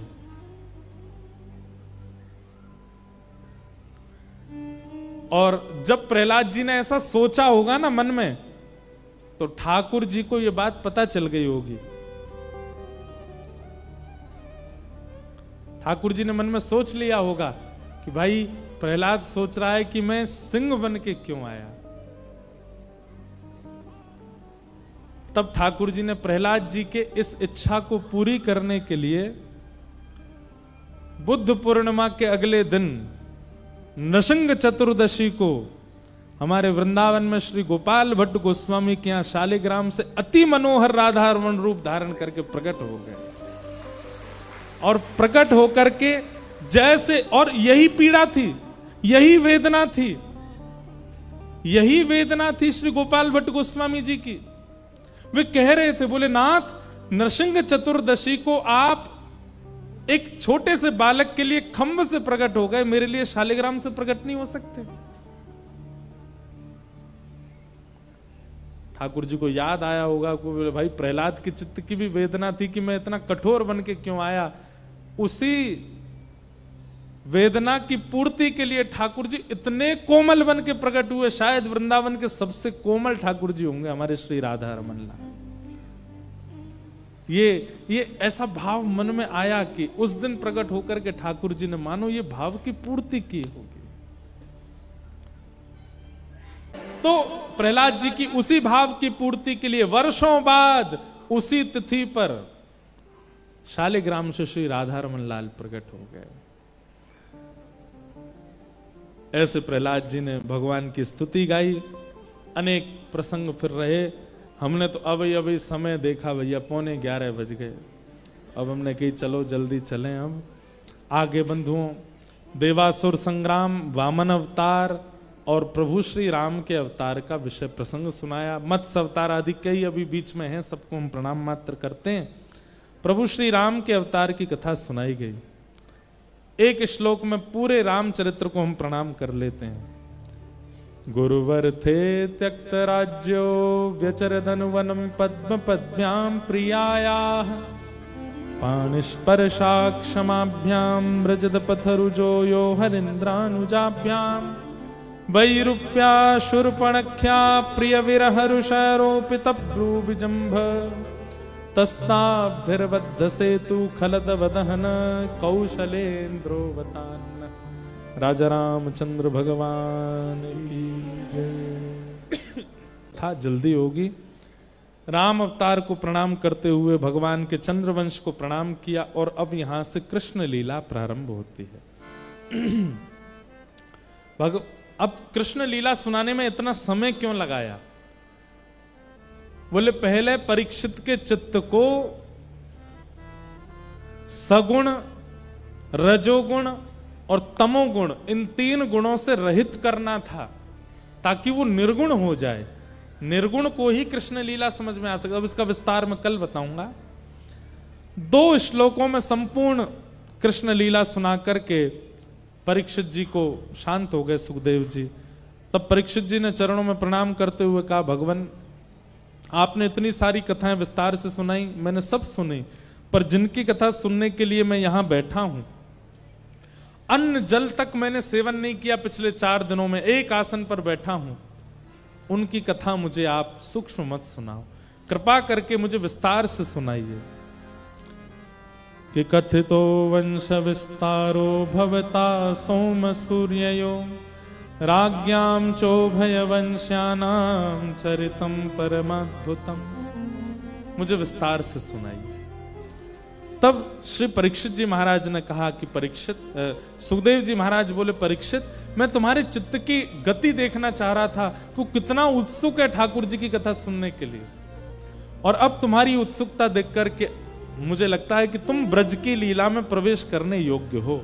मतलब कल से ब्रज की लीला शुरू होंगी। ब्रज लीला में उत्सुकों को ही प्रवेश है, सामान्यों को नहीं। परीक्षित अब तुम उत्सुक हो चुके हो, चलो। और अब यहां से ब्रज लीला का भाव सुनाया। कंस ने अपनी बहन देवकी, चाचा की बेटी देवकी, कंस के चाचा का नाम देवक, उनकी बेटी का नाम देवकी, देवकी का विवाह कंस ने सूरसेन राजा के पुत्र वसुदेव जी के साथ किया। अपनी बहन को विदा करने जा रहा था, तभी आकाशवाणी हो गई कि इसी बहन का अष्टम गर्भ तेरा काल होगा। कई लोग कहते हैं कि देवताओं ने क्यों आकाशवाणी करी? अगर आकाशवाणी नहीं होती तो कंस किसी भी बालक को नहीं मारता। नहीं, देवताओं ने आकाशवाणी क्यों की, उसके पीछे कारण सुनिए। कंस ने कन्यादान किया, अपनी चाचा की बेटी का इतना अच्छा ब्याह किया, विदा करने स्वयं रथ हाँक करके जा रहा था। ये सब कंस का प्रोपोगेंडा था। क्या? मथुरा के लोगों में अपनी छवि बड़ी सुधारी हुई बनाना चाहता था। सब लोग कह रहे थे, बताओ देखो इनकी बहन नहीं है तो चाचा की बेटी का कितना अच्छा ब्याह कर रहा है। ये देखो अपनी इतने सैनिक होते हुए भी रथ खुद चला रहा है। सब लोग कंस को एक प्रकार से मसीहा मानने लगे थे। बहुत अच्छा लग रहा था सब लोगों को कंस। तब देवताओं ने मन में विचार किया, बोले भैया इसके असली रूप को दिखा दो। सबके सामने आकाशवाणी कर दी, हे कंस, जिस बहन के लिए तुम इतने पनारे बहा रहे हो, जिसको तुम विदा करने जा रहे हो, इसी का 8वां बालक तुम्हें मारेगा। और ये सुनते ही कंस तो भूल गया कि मैं क्या कर रहा था। तुरंत तलवार निकाली, मेरे काल को जन्म देगी। तुरंत सर धर से अलग करने लगा। तब वसुदेव जी ने चरण पकड़े, इनको मत मारो, बहन है, सब लोग देख रहे हैं, कम से कम इतनी लज्जा तो करो।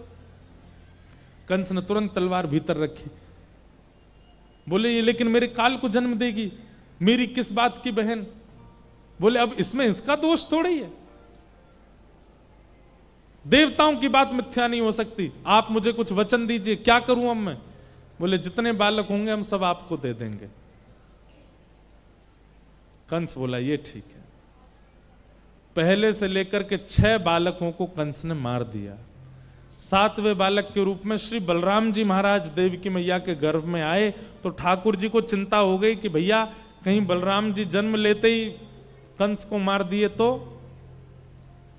योग माया से कहा कि आप स्थानांतरण करो और बलराम जी कुछ महीने देवकी मैया के गर्भ में रहने के बाद यशोदा रोहिणी जी के गर्भ में स्थानांतरित हुए और 8वें बालक का जन्म होने वाला है। कंस ने सब सैनिकों को तैनात कर दिया, सावधानी रहे, रात की शिफ्ट अलग, दिन की अलग, कोई सोएगा नहीं, मेरा शत्रु जन्म लेने वाला। भादों का महीना, अष्टमी तिथि, मंदम मंदम जलधरा आकाश से गिर रही है। इतना सुंदर वातावरण हो गया पूरी पृथ्वी का, सब अत्यंत सुख में, अत्यंत आनंद में शयन कर रहे हैं। गहरी निद्रा आ गई सब लोगों को। केवल वसुदेव और देवकी जी जगे हैं कारागृह में। तभी देवकी मैया के गर्भ से एक दिव्य तेज प्रकट हुआ और शंख चक्र गदा पद्म धारण करके साक्षात श्रीमन नारायण बाल कृष्ण रूप धारण करके प्रकट हो गए। बोलो बाल कृष्ण लाल की जय। ठाकुर जी कैसे प्रकट हुए? शंख चक्र गदा पद्म लेके चतुर्भुज रूप में। सब लोग प्रणाम करो। तमद्भुतम बालकमंबुजक्षणम चतुर्भुजम शंख गदार्युदायुधम श्रीवत्स लक्ष्मम गलसौभकौस्तुभम पीतांबरम सांद्रपयोदसो भगम। चतुर्भुज रूप में ठाकुर जी प्रकट भये। मैया से कही, मैया आ गए हो, आपने बुलाया हो, मैं आ गया हूं। मैया बोली, 4 भुजा वाले बन के आए हो?